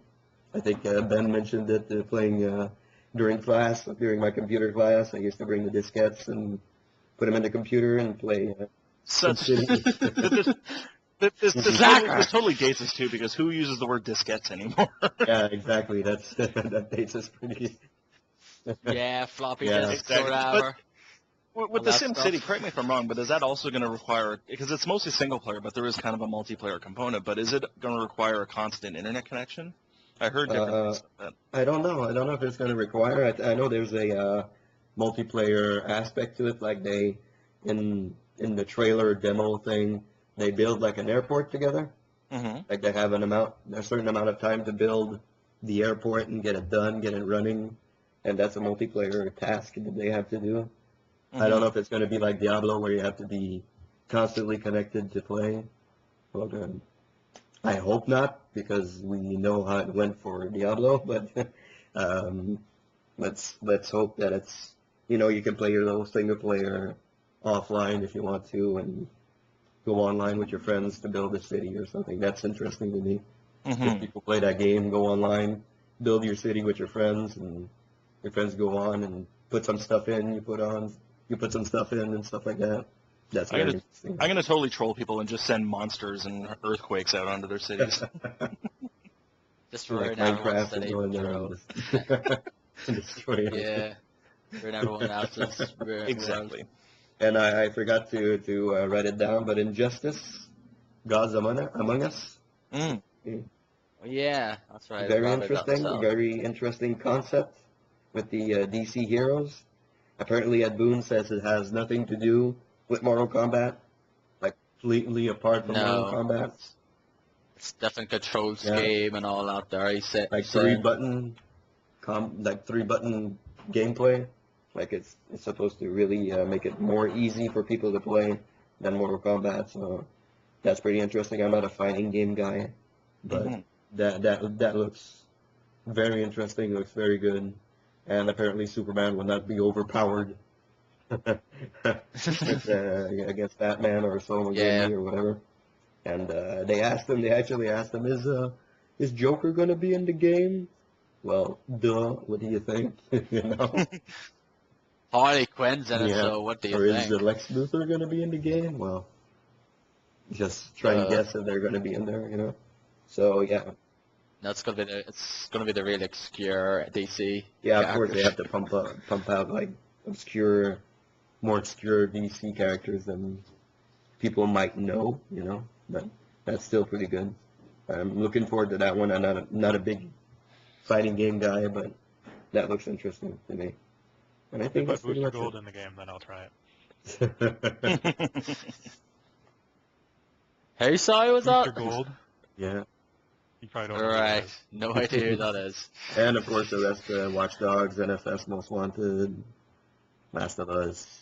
Just the ones we've went through already, though. So, anyway, Derek, what have you been looking forward to, despite the usual suspects? Well, I don't think anybody's mentioned Transformers War for Cybertron yet. Isn't it Fall of Cybertron? Wasn't the War for Cybertron the first one? See, that's the problem. They have two similar names. Yeah, exactly. Fall of Cybertron. Yes, you're right. Yeah, I haven't been watching a whole lot of coverage of this because when I play the game, I want to kind of go into it fresh without knowing a whole lot. Like there was a 10-minute video of like the entire first level of the game, and I didn't watch that just because I don't want to spoil everything. But as you or some of you know, that I'm a big Transformers fan, although I don't like any of the Michael Bay stuff. So this is right up my alley. It's all, it's not G1, but it's G1-esque, where the characters are very similar to their, original cartoon appearances, although they're on Cybertron. And I'm really looking forward to it. I enjoyed the last game a lot, and this game looks to have a lot of improvements. It does look good. I have to agree. Mm-hmm. So even if this was not shown at E3, I would still be looking forward to it. It comes out in August. Really? Oh, I didn't know Yep. it was that The soon. end of August. Yep. Oh, Good. damn it. Darksiders 2 comes out at the end of August. As some of you have said, Borderlands 2. That even if that was not at E3, that was going to be my number one most anticipated game of this year. Yeah. I'm not booking off a week of work like Ben, but I'm planning on playing a lot of that game. He just doesn't have the dedication that I do. Because he booked a week off to watch E3. That's why. He either lacks the dedication or the liberal use of vacation time at work. One of the two. Or the lack of vacation time. Yeah, he only has 2 weeks off for the entire year, which is flipping. Okay, Yeah. when I told my Robbery, girlfriend I was taking a week off to play a video game, she looked at me like I had just snorted a bunch of crack or something. So. But hey, that's how gamers roll. Exactly. Exactly. Last of Us looks great. We get that. Assassin's Creed 3. I wasn't completely sold on it. Because I didn't like Brotherhood as much as a lot of people did. I think the story was kind of disappointing when you compare it to Assassin's Creed 2. And then I haven't even played Revelations just because of all the negative comments I've heard. I have it. I just haven't played it because I'm not looking forward to. Tower Defense It sucks, but the game Yeah. the game as a whole, as a single player experience, is good though. I need to get back Do you to think it. it's better than Brotherhood? I think Revelations is better than Brotherhood, at least in terms of the story, and I don't know, the multiplayer's throwaway, the whole assassin leveling, it gets tedious. The tower defense is pointless, but I think just it wraps up the Ezio story really nicely, and the mini games where you're playing inside of Desmond's subconscious, I think is also a nice touch as well. So it's definitely not a game to write off, but it is getting a little bit tired, I think. So I think that's probably why Part 2 still stands out as the best. Yeah. Mm-hmm. So Assassin's Creed 3, looking forward to that. Zombie U, I did mention that briefly. That's probably the one Wii U game that I'm planning on purchasing right away. XCOM Enemy Unknown. I don't think anybody mentioned that yet. I actually watched the demo of it in GameSpot, and I'm not the biggest strategy guy. I'm not a fan. If you know me well, then you know I'm not really into strategy games. It's one of my least favorite.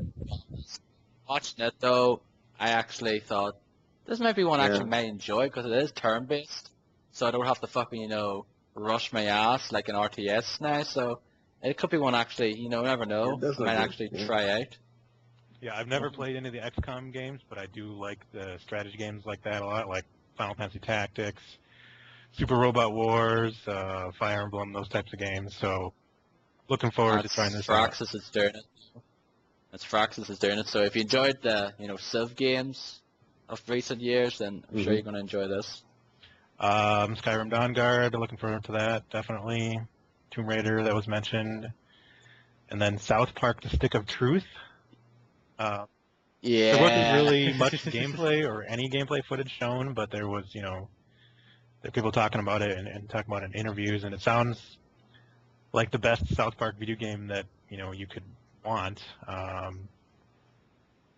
Also, we forgot to mention the best part of the Microsoft press conference was the Trey Parker and Matt Stone burn with Microsoft taking a piss out of it. I'd like to watch this, and I forget what it is, but it's on YouTube actually. It's like, have you ever clip. been playing a game and wishing you were watching on your tablet while it was connected to your refrigerator while you were sitting in your microwave next to your oven?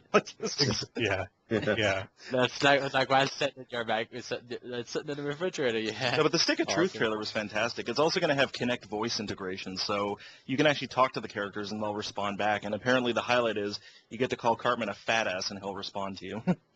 Interesting. Hey, don't call me fat. That's probably what it's going to be. But yeah, there was no gameplay footage, was there, of any kind? I don't think No, I so. don't think so. It did look like gameplay footage though. There wasn't like any HUD system or anything. It didn't have like an actual user interface though. No, it looked like it looked But like it was a classic, Final Fantasy battle system from what I could see just from the video, but I don't know for sure. Looks great though. But it sounds Yeah. sounds great. Like when you Definitely. make a character, no matter what name you give it, Cartman will call you a douchebag through the whole game. So it definitely Yeah. fits with the South Park. Mhm. Yeah, But I think that's pretty much it for me. exactly. I mean, there's other games that I'll probably be buying, like Halo 4 and Pikmin Space. 3, stuff like that. But Dead Space 3, I'll be getting that, but we'll talk about that in a minute. Mhm. Anyway, yes, on to me. I have a long list here, but we've already talked about Watch Dogs, Last of Us, Star Wars, Assassin's Creed, yada yada. Darksiders 2, yes, I know it's coming out in a few months' time, but that's my most anticipated game for the rest of the year. Love the first one, and can't wait for the second one. Two Platinum games, Project P100 and Metal Gear Rising Revengeance. I love Platinum games, and pretty much they can do nothing wrong in my eyes. You could say I'm a bit of a fanboy, but I'm not gonna blast anyone for not liking those games. But I love Platinum games. Love Bayonetta, love Vanquish, liked Mad World, and Project P100 looks really cool though. It has that kind of Beautiful Joe style because it's done by the same guys when they were Clover. I advise you to check it out if you haven't seen footage of it. It looks pretty cool. It looks something unique though, and they should have showed this at the press conference before we move on. They should have showed like a trailer or something of it though, because it looked different from Batman, because we already know that. There's no way. Metal Gear Rising Revengeance looks pretty cool. Just like that looks more like the standard Platinum games, action, going around slicing everyone into bits. South Park: The Stick of Truth, yes, looking forward to it. Paper Mario: Silver Star, really looking forward to it. Ni no Kuni: Wrath of the White Witch, that game looks absolutely fucking gorgeous. Level 5 in Studio Ghibli, so you're in good company there with that collaboration. Can't wait for that game. It's out early next year. It was supposed to be out this year, but I think it was delayed. And I get Dust Elysian Tale, which is one of the Summer of Arcade games. Another really lovely looking game. Looking forward to it. Before we move on, what do you guys think of the Summer of Arcade lineup this year? I haven't really been following it, to be honest.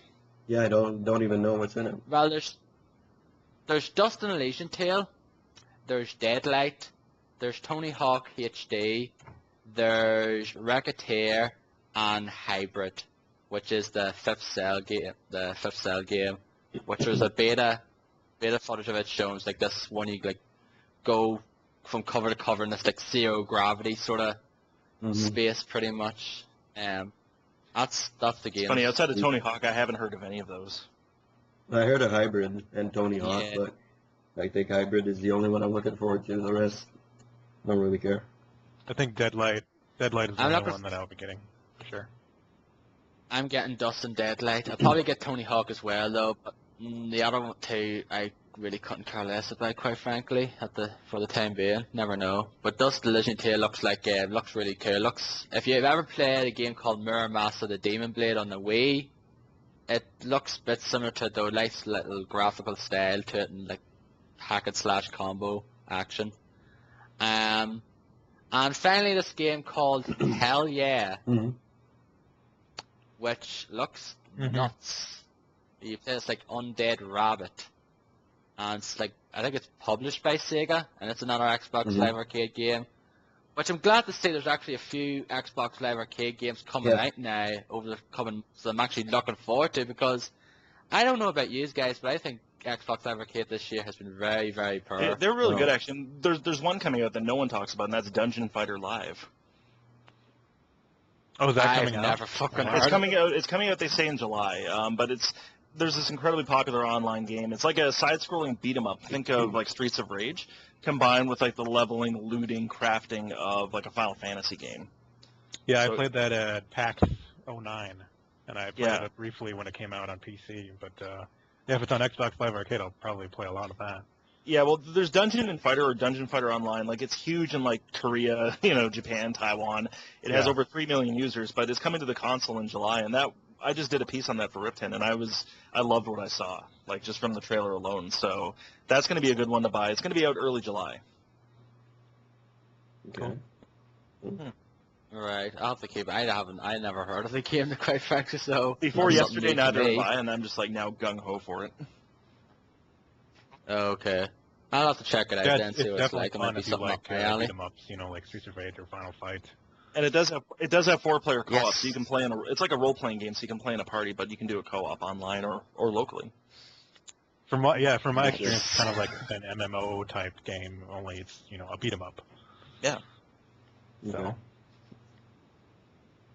Okay, that's one to have to check out on, because other than that, most of the games this year, not really. Like, I think I think I might have bought like 1 or 2 Xbox Live Arcade games this But year. there's been trials, and there was Trials, Minecraft. yes, I got it. Minecraft.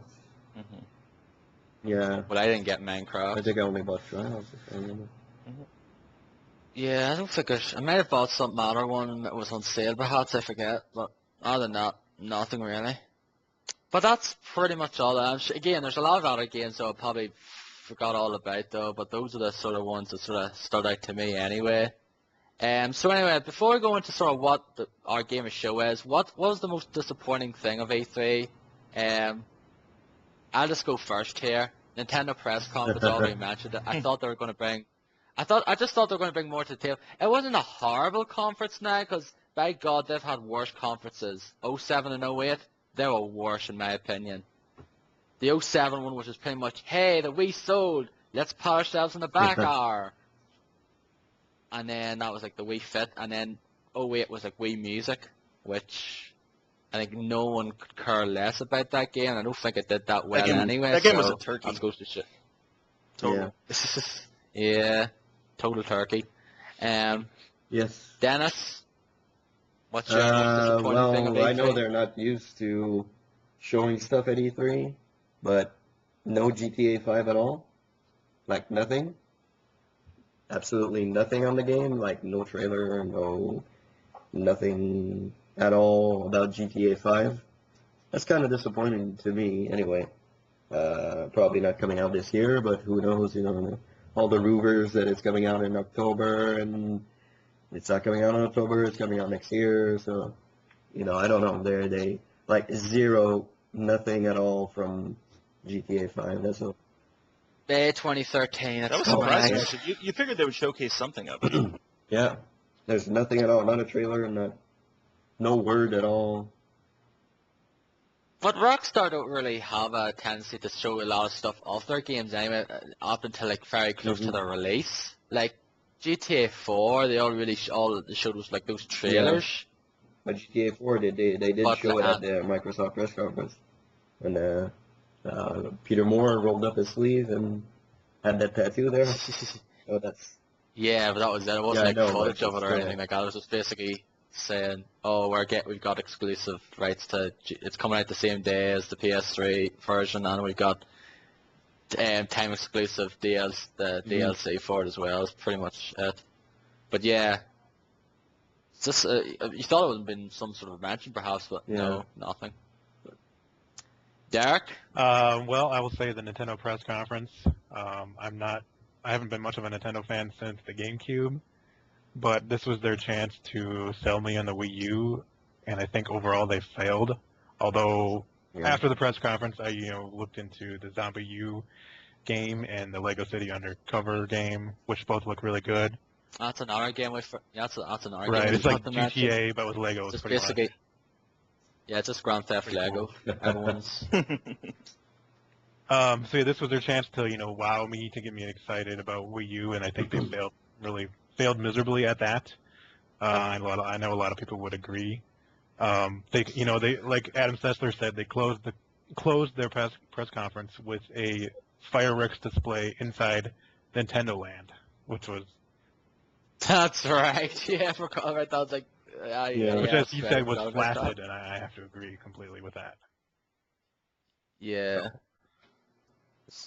I will mention that Don't know what- Dead Space 3, I was pretty disappointed with the heavy focus on the action and the co-op and what they've shown. I'm hopeful that there will still be a lot of survival horror aspects of the game, but I guess I have to wait and see for myself. Yeah, Mhm. we'll have to wait and see what it is. And finally, Ben. I do share some of your trepidation about the whole Dead Space 3 co-op and focus on action. I do Like you hope that they stick to the survival horror roots.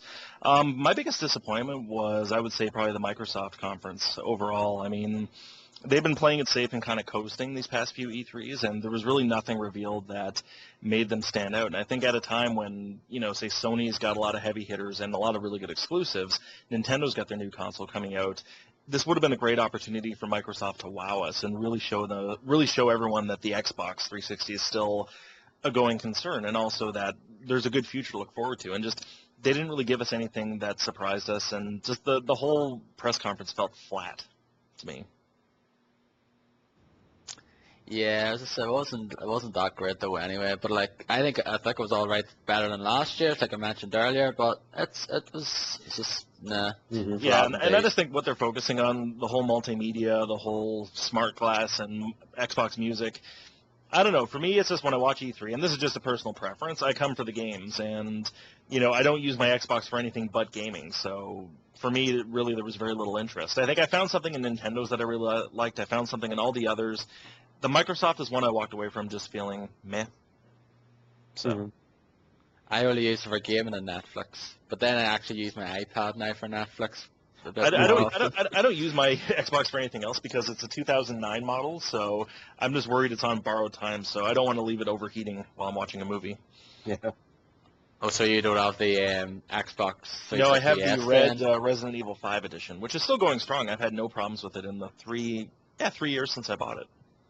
So, knock on wood. But I don't use it for anything else. I use my PS3 for Netflix.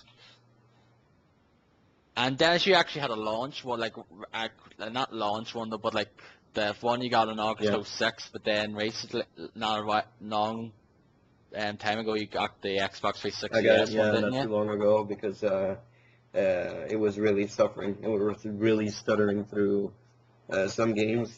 Like I felt it was really like stuttering and bringing me back to the dashboard with more of the newer games. Like it was really, really having a hard time. I still have it. I gave it to my little nephew. He plays with it still. So I bought Sonic Generations for him, and he plays that game on my old Xbox, and it's still going strong. It's still working. So I don't know.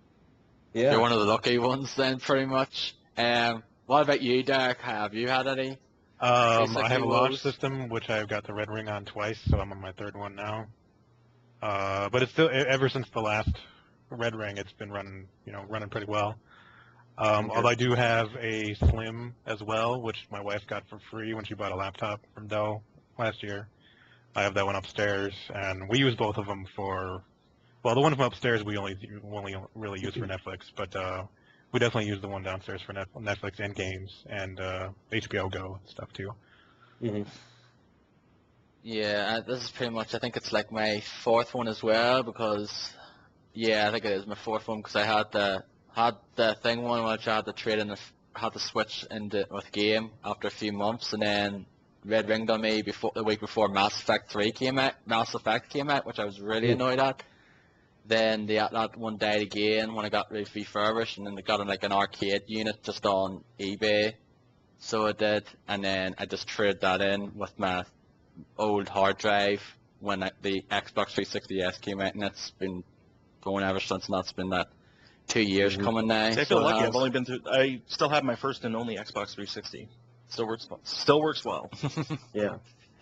Do you know if you can transfer your hard drive contents from the like the original hard drive to a slim hard drive? You can. Yeah.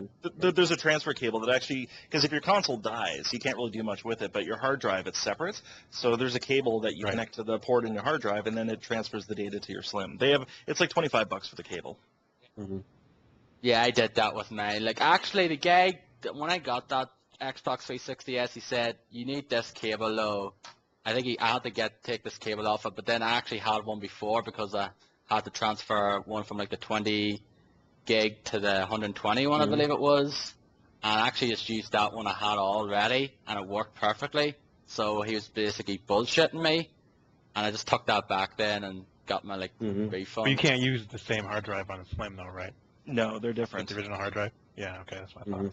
No, because the original hard drive clips onto the top of your old console, whereas the Slim is just almost like a laptop hard drive. You just slide it in. Oh, it slides in. Okay.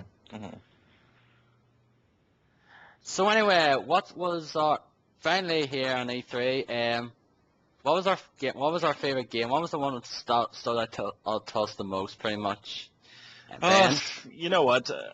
It's tough for me because there were a lot of standouts, but I'm probably going to say The Last of Us because I saw some gameplay footage. I was really hyped for it. Assassin's Creed 3, I knew what to expect. Borderlands 2, know what to expect. I think I was surprised more by Last of Us, so I'm going to go with that one. Derek? I would say for a playable game at the show, I would say Assassin's Creed 3, definitely, with like the naval battle gameplay and the the setting and the colonial times and all like the hunting aspects definitely looks really cool. And then as far as a not playable game, I would say Watch Dogs, just because it completely blew away pretty much everybody that was there. Looks great, and I can't wait to play that game. Yeah, I wrote down Assassin's Creed, but I'm gonna change. I'm gonna change my game of show and go with 180 the thing, and go with Need for Speed Most Wanted. I didn't really expect, to see something like that from Criterion, and I watched the demo on the press conference, and after that, the demo on GameSpot, went online, checked out other demos. And it really looks like Burnout Paradise, you mixed in with Hot Pursuit, and that really is fantastic. So, cannot wait to play that game. It's I'm not usually very I buy a car game, I play it for 2 weeks and stop playing it. But Burnout Paradise, I played for a long time, really enjoyed that one. So, looking forward to Need for Speed Most Wanted, and that's a playable one, and the non-playable one, I would go with Star Wars 1313. Yes, Watch Dogs was great, looked great, all that, but I'm a Star Wars geek fan from top to bottom, and when I saw that demo, I was like, holy shit, this is going to be fantastic. I cannot wait to play this. So, yeah, Star Wars 1313, non-playable. This is just really bad, because I actually didn't put down anything, because I can't make up my fucking It's mind hard. now, It is so tough. These are big. Yeah. Yeah. The thing is, though, I could just take the cheap way out and put Darksiders 2, but then again, that game's just coming out in a few months' time, so that's kind of silly to say that there, but like I said, I can't wait for that game. Probably will say Watch Dogs in terms of non-playable though, because I really enjoy that. Just love the whole hacking thing and basically changing the traffic lights though, and the massive pile up though. It just looked very interesting though, and we'll just have to see more of that game and see if there's going to be more shooting in it, or it's going to be more of the espionage sort of hacking sort of stuff that we've seen at the first few minutes of that demo. In terms of the playable one, jeez. I'm just gonna fucking go in a left field here. It's probably something else, but that Project P100 game looked fucking uber fun for me though. I'm really looking forward to that game. It's one of the few games on the way that I want to get, so I definitely want to get it when it comes out though. So I'm gonna get it though, but there is other ones I could say Borderlands 2. I can't make up my fucking mind. As soon as this podcast's over, I'll change my mind. That's how it goes. Yeah. Right, we have a decision to make now because we're heading to the 2-hour mark. So do we want to drop it off here, or do you want to just go through the games we've been playing and then call it a day? Yeah, I think we should go through the games we've been playing. Fast, I guess. I'm fine with that, yeah. Fast and Furious. Yeah, we can leave the stuff we've been watching for another time now because I'll say we're going for the 2-hour mark here nearly, so... Ben, you had a guess? Okay, the games I've been playing. I haven't had a lot of time this week to do it just because of E3 and other stuff going on, but a game that I really picked up last weekend and enjoyed is Akai Katana, which I know, Darren, you're a big fan of as well. Yes, I played it. I mentioned it on here and on the Radical Rascals podcast, which it's a very good game. I suck at it, but it's a very good. Well, that's the thing. I love cave shooters, and I'm on a bit of a shmup kick. I'm trying to go back and play as many of them as I can, like Raiden and some of the others, Gradius as well. But Akai Katana is really good because it's this wonderful anime-inspired bullet hell shooter. And when I say bullet hell, I mean that in every sense of the word. The screen is filled with bullets, and if you're going to get through them, you're threading the eye of the needle to get get through. And the game is ridiculously hard, even harder than Death Smiles, I would wager. But I think it's probably the hardest cave shooter I've played it's yet, difficult. by And far. the thing with Cave, they're really good at kind of bringing out these shooters. And I know there's quite a few they've released for the iPad as well, which kind of makes me want to have one. But Akai Katana has been on my radar for a while, and it's also a budget title over here. I got it for $29.99. Definitely a lot of replay value because you're trying to get a better score. You're trying to get better, hook up enough katanas to your ship and just blast the crap out of your enemies. There is a great deal of replay value, but the core game itself is really short. I beat it in like less than an hour, and then you go back and you just keep playing it. One thing I recommended to people who are big fans of achievements and gamer score, I know Liam, who is going to be one of our guests today, he couldn't make it, but he's a big gamer score fan, and I think in the hour and a half I played it, I got about 500 points. So it's good if you're an achievement whore, but outside of that, it's a very well-playing, very solidly controlled shooter. Highly recommended. It's a game that slides under most people's radar because these cave shooters are very much a niche kind of thing, but I really liked it. So highly recommend Akai Katana. Dragon's Dogma, playing through that, and I'm very half and half on it. Love the setting, love the boss battles, love the whole character customization.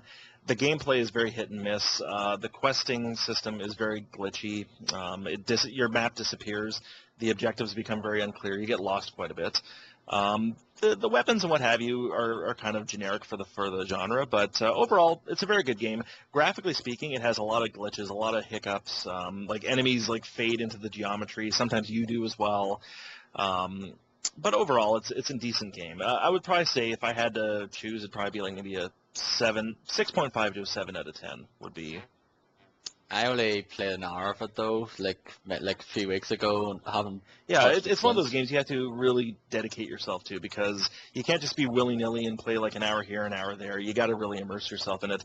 The dialogue, it kind of grates on you after a while because your NPCs just keep talking constantly and the dialogue repeats.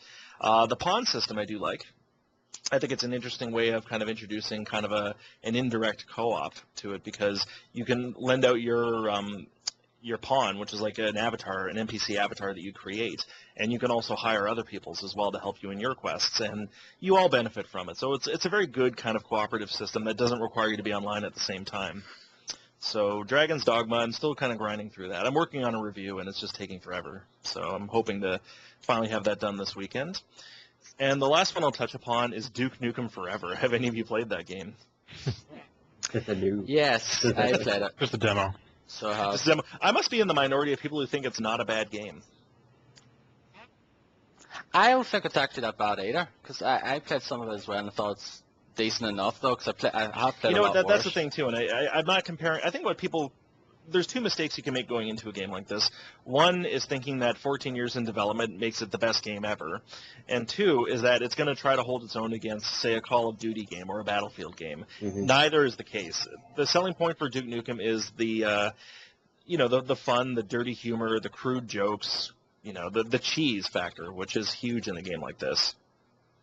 I mean, is it a great shooter? No, it doesn't control the best. The platforming is absolute balls, but the game itself, I find, is just enjoyable. It's a mindless first-person shooter, and that's exactly what I wanted at the time. Mm-hmm. So, I don't know, Duke Nukem Forever, it's not the worst game. I think people giving it 3 out of 10, like 2 out of 10, and just ripping it to shit, I think they're being a little bit too harsh, but then again, each to their own. But yeah, those are the games I've been playing, quick and dirty. Indeed. Derek, what have you been playing? Well, since last week we finished Diablo 3 on normal. I started it on Nightmare with my Demon Hunter. I've gotten through Act 1 now on Nightmare, and I just got to Act 2. I've been playing it all. Playing by myself is not quite as fun as playing with Dennis. Like, I basically played the entire game with Dennis and then briefly with you, Darren. But I still enjoy it. I guess I just wish that the loot drops were a little bit better. I thought they would get better on Nightmare, but maybe that's just I've had bad luck. I don't know. No, the loot system is not the greatest though, because I've been playing as well, and I've only got to I'm level 23 at the moment though. I'm still in Act 2 yet. I'm a slow-mo, sue me.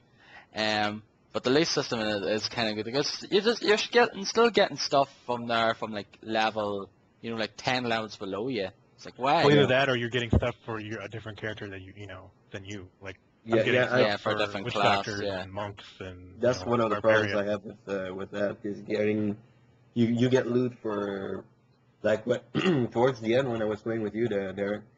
I used to get a ton of things that weren't for me at all. Like I was playing barbarian and I used to get stuff for witch doctors and stuff like that. What am I going to do with this? You know, okay, sell them, get 3 gold each. You know, I don't know. I think that's a little bit ridiculous. Like you should get loot for your guy, and that's pretty much it. You know, maybe 1 or 2 things, but not 15 things that you can't use. You know. But I think it's a thing as well, though, when if you're playing co-op and you get like a certain thing that's not your class, but someone else is playing as well, like, oh wait, I can, trade this Yeah. with my friend or whatever. That's probably the main reason why that's the way it I is, don't know. because, you can trade like with your friends and not there if you're playing with Mhm. other people. Yeah, I think that game is much more fun when you're playing with somebody else. I agree. I did get one legendary item though. I got a 2-handed crossbow, an orange item. It's got a lot of cool stats on it, but the problem is it's like 10 levels lower than me pretty much. So I don't know. Yeah, so it's going to be a lot weaker Yeah, than it what is. you have Yeah. currently. So I might sell it on the auction house. I don't know. We'll see. Mhm. I got Deus Ex Human Revolution this week at Target. I went there on Tuesday and I picked up Breaking Bad season 4 and John Carter, and then I bought this because it just dropped in price, $20, which I was waiting for. Mhm. I've never played a Deus Ex game before, so I was looking forward to trying like the future setting and like the hacking and all that. But I didn't realize that it would be so heavily focused on stealth. It seems like you could go through the game guns blazing, but the problem is there's not gonna be enough ammo, and you get killed in like 2 hits, pretty much. Yeah. Especially with the beginning of the boss game, fights. that's the The boss problem. fights, I've only fought one boss so far, but it took me like 5 or 6 times, 5 or 6 Okay. tries to beat him. I've heard the boss fights are really Yeah. bad in that game. Yeah, that's the That's one what negative I've thing heard. I've heard numerous times is the boss fights, and I can definitely see how people would have problems when you get killed in like 2 hits, and then you're fighting these bosses that are shooting you with miniguns, and you just try and run behind cover quick and shoot them a few times, and then run to a new place. Yeah. And then when you sprint, you only have so long to sprint, otherwise your meter dries out and you start walking again, and you're going slow, and I don't know. I do like the setting. I do like the abilities, and the hacking is kind of neat. I guess a lot of people like to play these games non-lethally, meaning you don't kill anyone in the entire game, although you do have to kill the bosses. You don't have a choice there. Mhm. I've kind of been killing people or not killing them, depending on what kind of ammo I have at the time, or what weapons I I have. killed everybody when I played that game. So, So, and the other problem is like, okay, I got a sniper rifle, which is really cool. The problem is if you use it, then everybody's going to hear you, and they're going to come after you, and you'll get killed, Yeah. in like 2 hits. So it's kind of like forcing me to play stealthily when I don't necessarily want to all the time. Mhm. Sometimes I can see the benefits of playing stealthy, but the entire time is just it makes the game move really slow, I think. Yeah. I looked at my Raptor play summary for this week, and it said I've played 12 hours, and I've only just finished the first boss. And I don't know how long the game is, but that's insane. Because Yeah. I've constantly been like restarting, like, oh shit, somebody saw me, got to restart, reload my save, or either that or I didn't save, enough, and then I died, so I had to go Mhm. go redo stuff. That has the same problem, like Skyrim, those types of games. That's why I hate stealth games. I suck at them. Yeah, me too. Yeah, really I don't suck at- typically play stealth games. It feels like I don't know, like Metal Gear sort of, but in first person. That's the only sort of game the stealth sort of game that I'm all right with is Yeah. Metal Gear. Though it's not like really really bad, like something like Splinter Cell, like the old kind now, like the first few.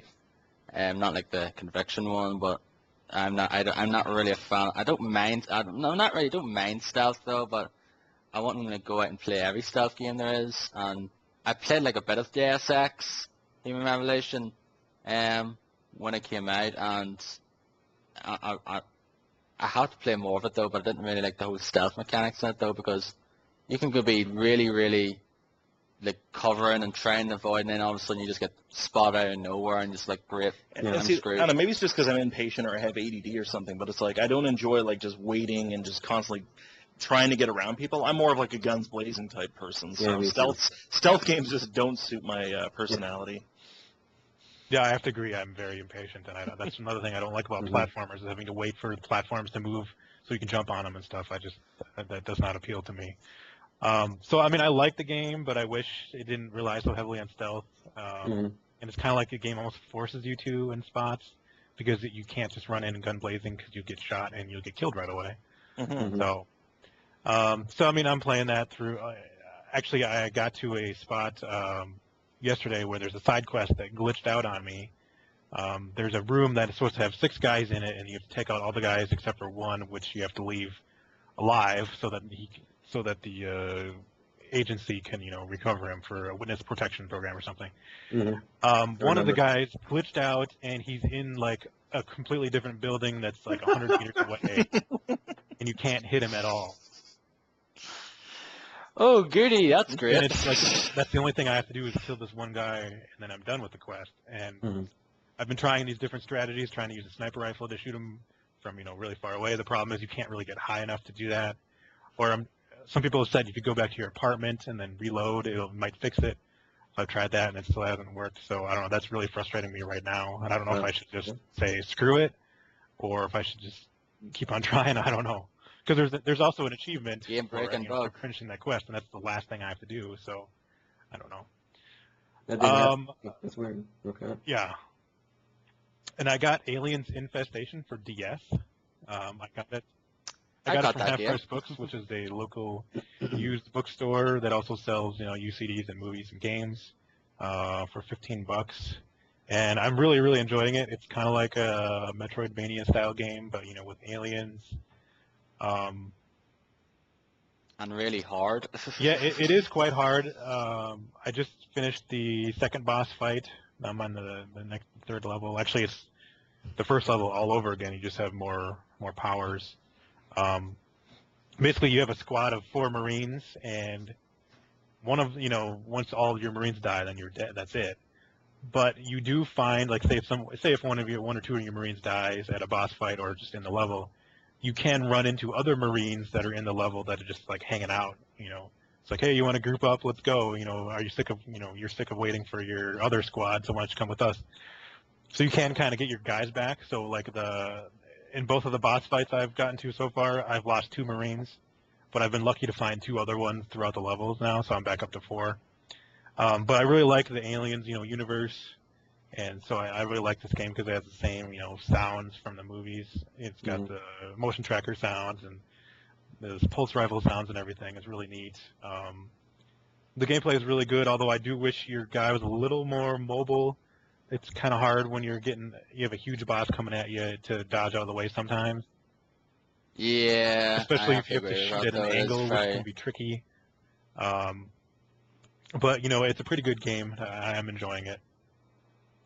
Last thing, I played Amnesia: The Dark Descent, which is part of the Humble Bundle 5 on PC. There was I think they just added 3 more games to it. There's a whole bunch of games that you can get. They added Super Meat Boy, Lone Survivor, and what was the other one? Braid?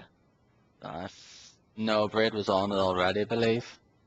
I think I might have been Braid, I forget. I'll look it up. Yeah, you get a whole bunch of great indie games like, Bastion and Amnesia, like Super Meat Boy, like you mentioned. There's a lot, and you can only have to pay like $7 if you want to, which is what the average price is.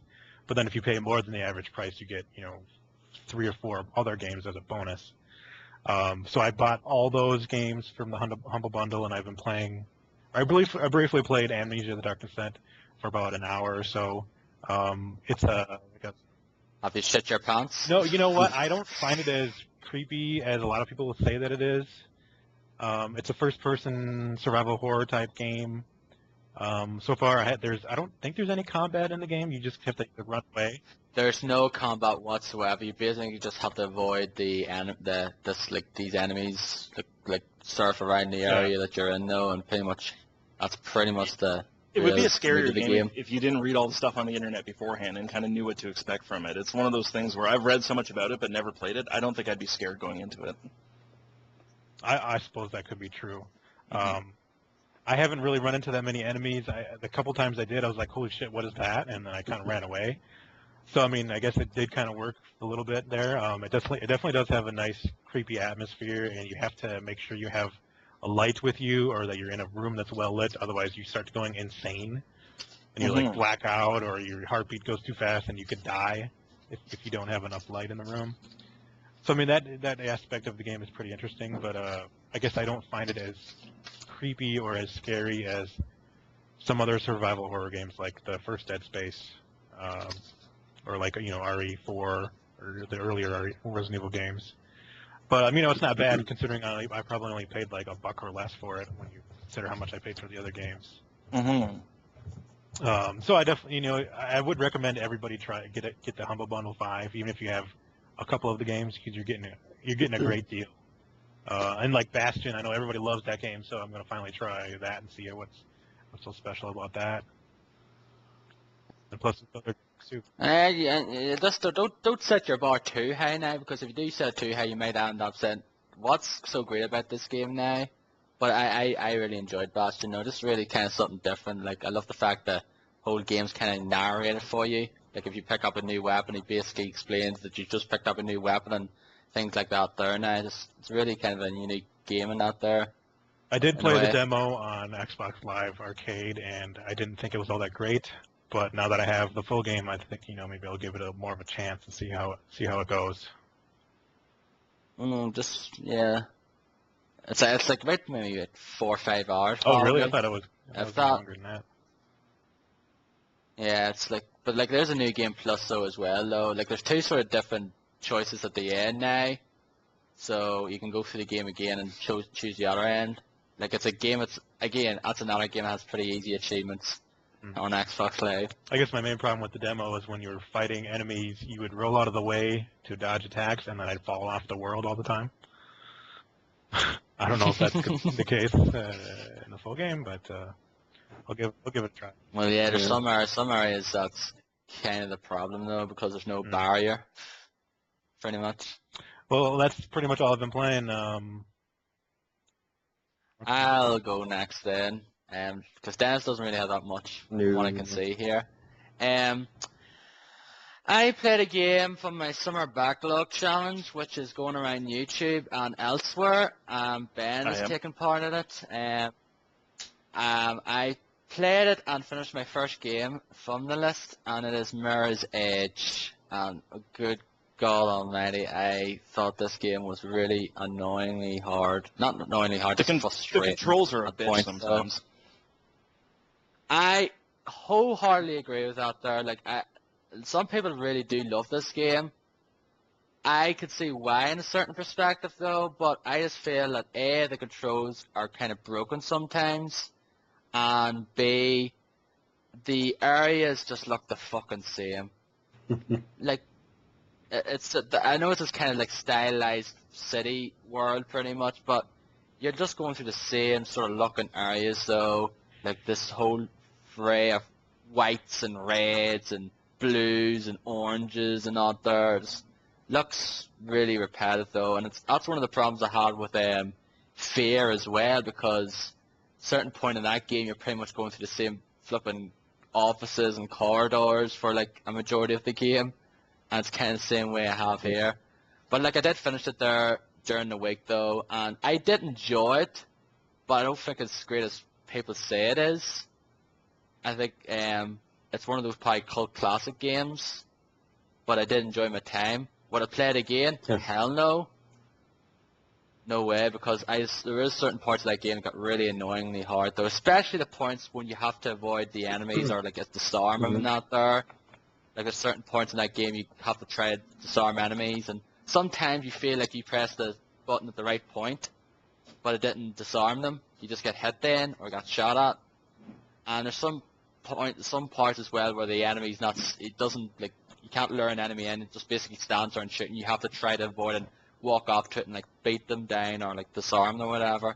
It's just quite annoying, The though. issue with that game is more the trial and error aspect of it because obviously the worst part for me was having to jump from rooftop to rooftop, and half the time because you can't really gauge how far you are because it's all first person, and you're always looking up, your head shaking around, which makes you motion sick sometimes. But it's just you miss your target, then you fall to your death. So I've had to replay the same areas so many times.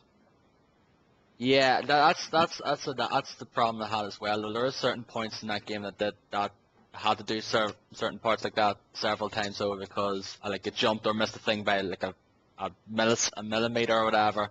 It's just because the fact is it is in first person's perspective though. But I do like the whole free running aspect though. It is pretty cool, the whole parkour thing. But again, I think it's just a game that some people give way too much credit for. But it's their opinion. I'm not gonna say that they're stupid for saying otherwise. But I enjoyed the game, but I'm not going to ever play it again. Diablo 3, I've kind of already mentioned though with Derek though. I'm still going through it though. I'm not going through it as fast as you are, because like I said, I don't want to play it too much and get burnt out. I'm about in the middle of Act 2, so very slow indeed. I'm sure everyone else in the world has finished that game by now, pretty much. But like I still enjoy it. But again, like Derek said, I enjoy that game more when I'm playing with other people, co-op, because when you're playing on your own, A, it takes longer to do certain areas, and B, it just kind of it's a bit boring then. So it is, because at least you have people to like do this here, like do you want this loot or whatever? Do you want to do this here next or whatnot? At least you have someone like to communicate with. But in this here, you're just like, yeah, I'm just going through the same stuff here, defeating this enemy, getting the crap loot. Like, for the most part, I'm getting really, really crap loot. Really crap loot. And I have to end up usually have to go in the auction house or whatnot to buy stuff that is more my level, because I'm getting stuff that's like level 9, level 10, when I should be getting stuff that's like more like around the 20s area at this point. That's one of the things I don't like about it. But then again, that was a problem I had with Borderlands as well, because you could be like level 30 and you can be getting weapons at level that are level 10. Like, why am I getting stuff like this at this point of the game? Why? I just don't know. I don't get it. I still love the game though. Still a great game. Monster's Tale, which is a game that I got from a guy called Splatter Trigger. You know who he is, Ben, don't you? Yeah. I mentioned this on the Radical Rascals podcast as well, that I give him a Kai Katana pre-order t-shirt, and he traded me in this game, and he pretty much came quite quickly. It came in within like the week when he sent it, which was surprising because I thought it would take longer than that.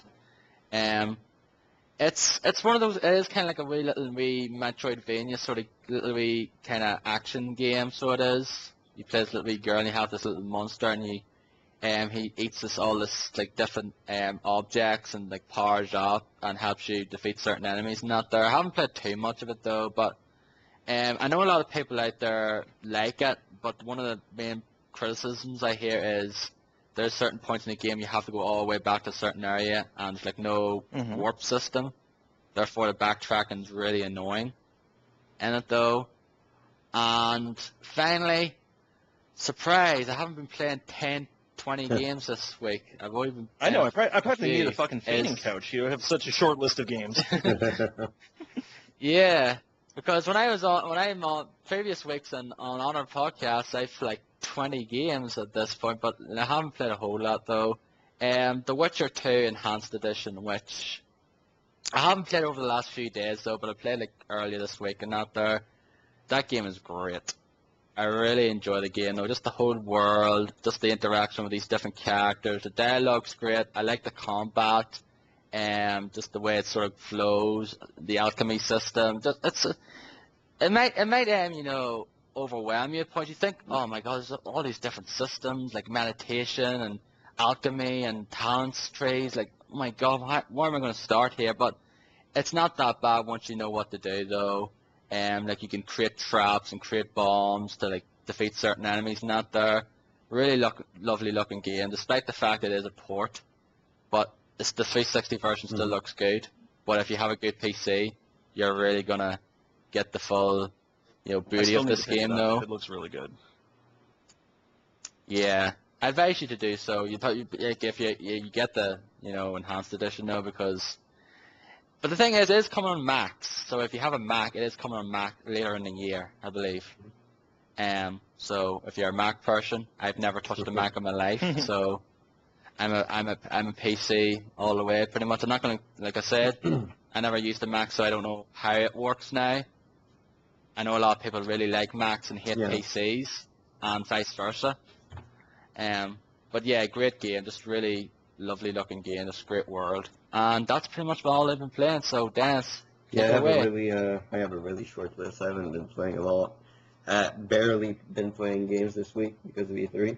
So not a very big list. I've been playing Ghost Recon Future Soldier. A little bit, got this back a week after Diablo launched, and I just barely started playing it right now. So I think I haven't even finished the first part of the game. But been playing solo and co-op, and co-op is much better than solo. Could ever. Yeah. Like Diablo. It's co-op experience is really, really good. The game is not easy at all.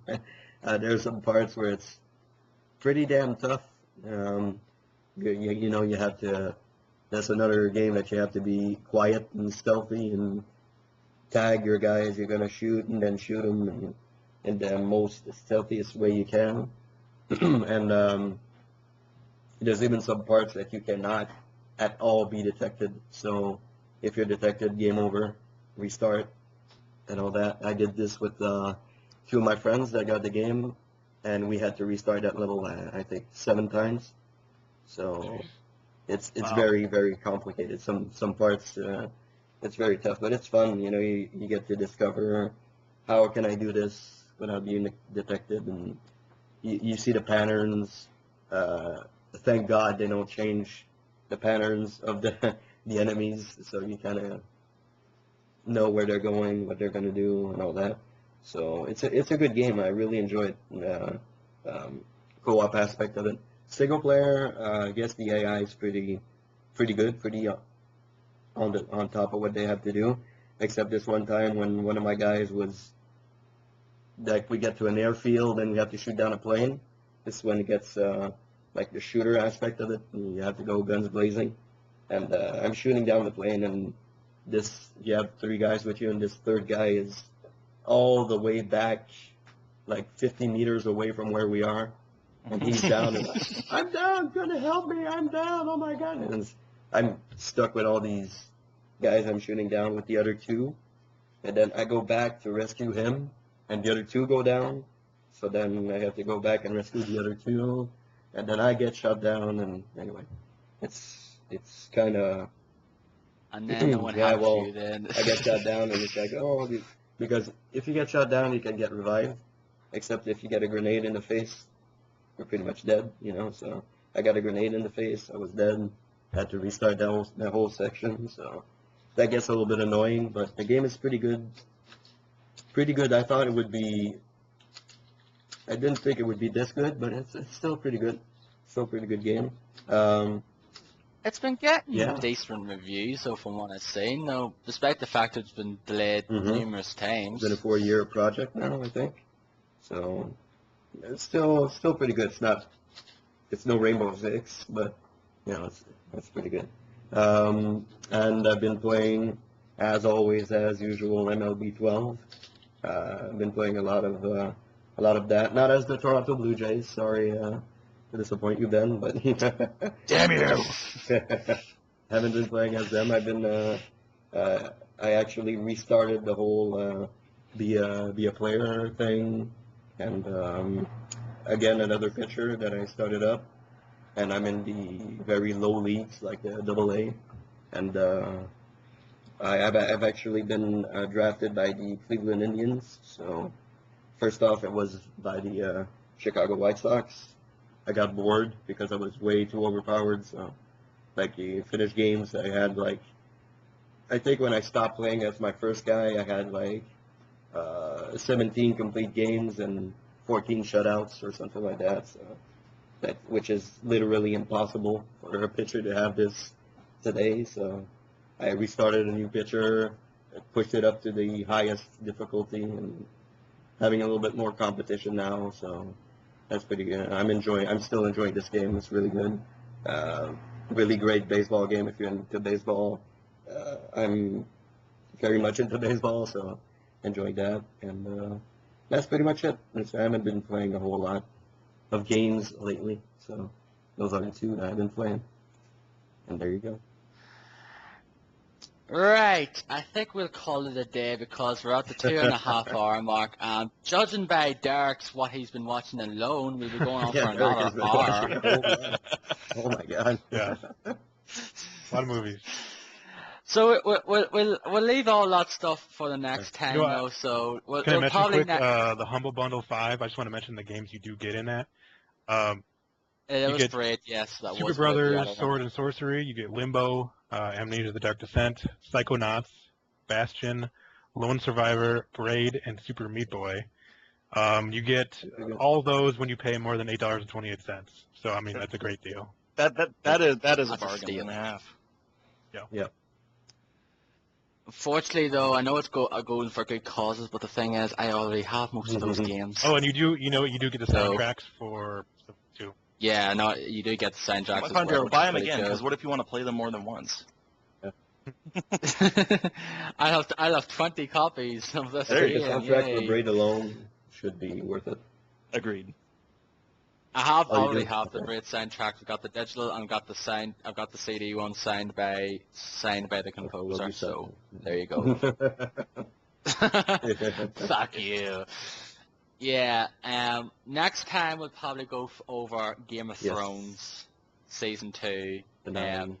So for those who haven't watched Game of Thrones, Yes. Ben, don't bother listening to that part next time because we'll probably be going into very Yes. spoiler Okay, territory well, now. I wouldn't have listened anyway. It's all good. Kidding. But you have to watch that show as soon as possible because I know you got a land of it, so you do. Okay.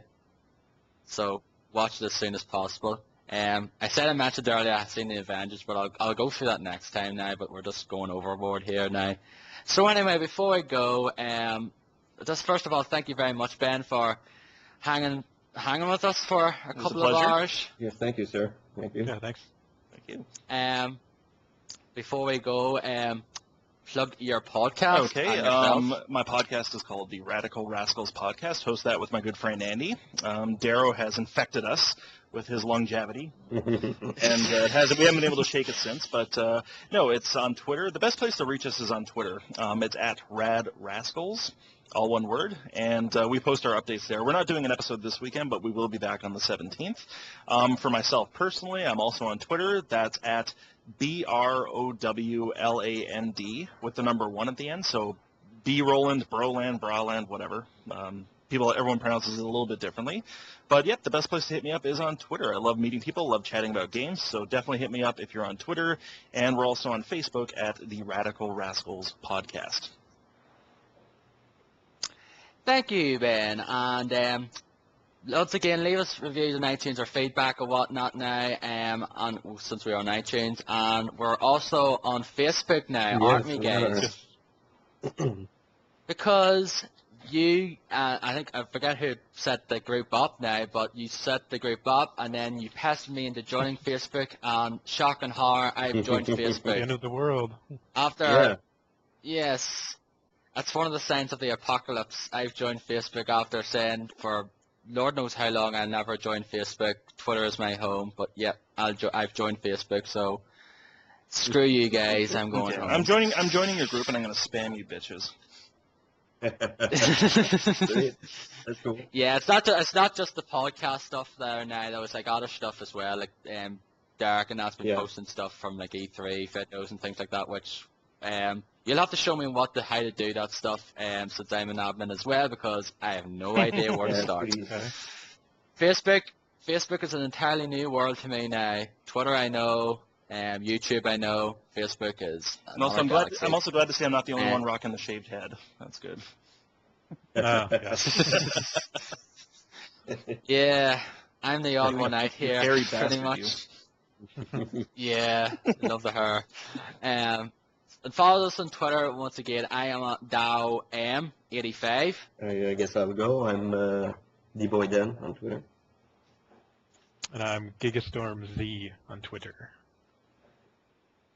And also, you can follow the United Gamedom podcast at United Gamedom on Twitter and also on YouTube, which is just a United Gamedom podcast. And like I mentioned before, Facebook. And once again, just to please Dennis again, follow Jose Yes, Canseco. I'm going to do that every episode, like I said before. Just before you say stop it, Darren. It's been 20 episodes in, and we're still doing that stupid gag at the end of every episode. So thank you for listening to this quite long episode. It's not the longest one we have done, Yes. shockingly, It's very shocking. but the last one we did was the longest. I thought we were going over the 3-hour mark, but we haven't. But if we did, with the stuff we've been watching, we would. But I hope you enjoyed our thorough E3 discussion. Enjoyed our stuff. So anyway, thank you guys for dropping by, and we'll see you all next time. Bye. Ciao. Bye.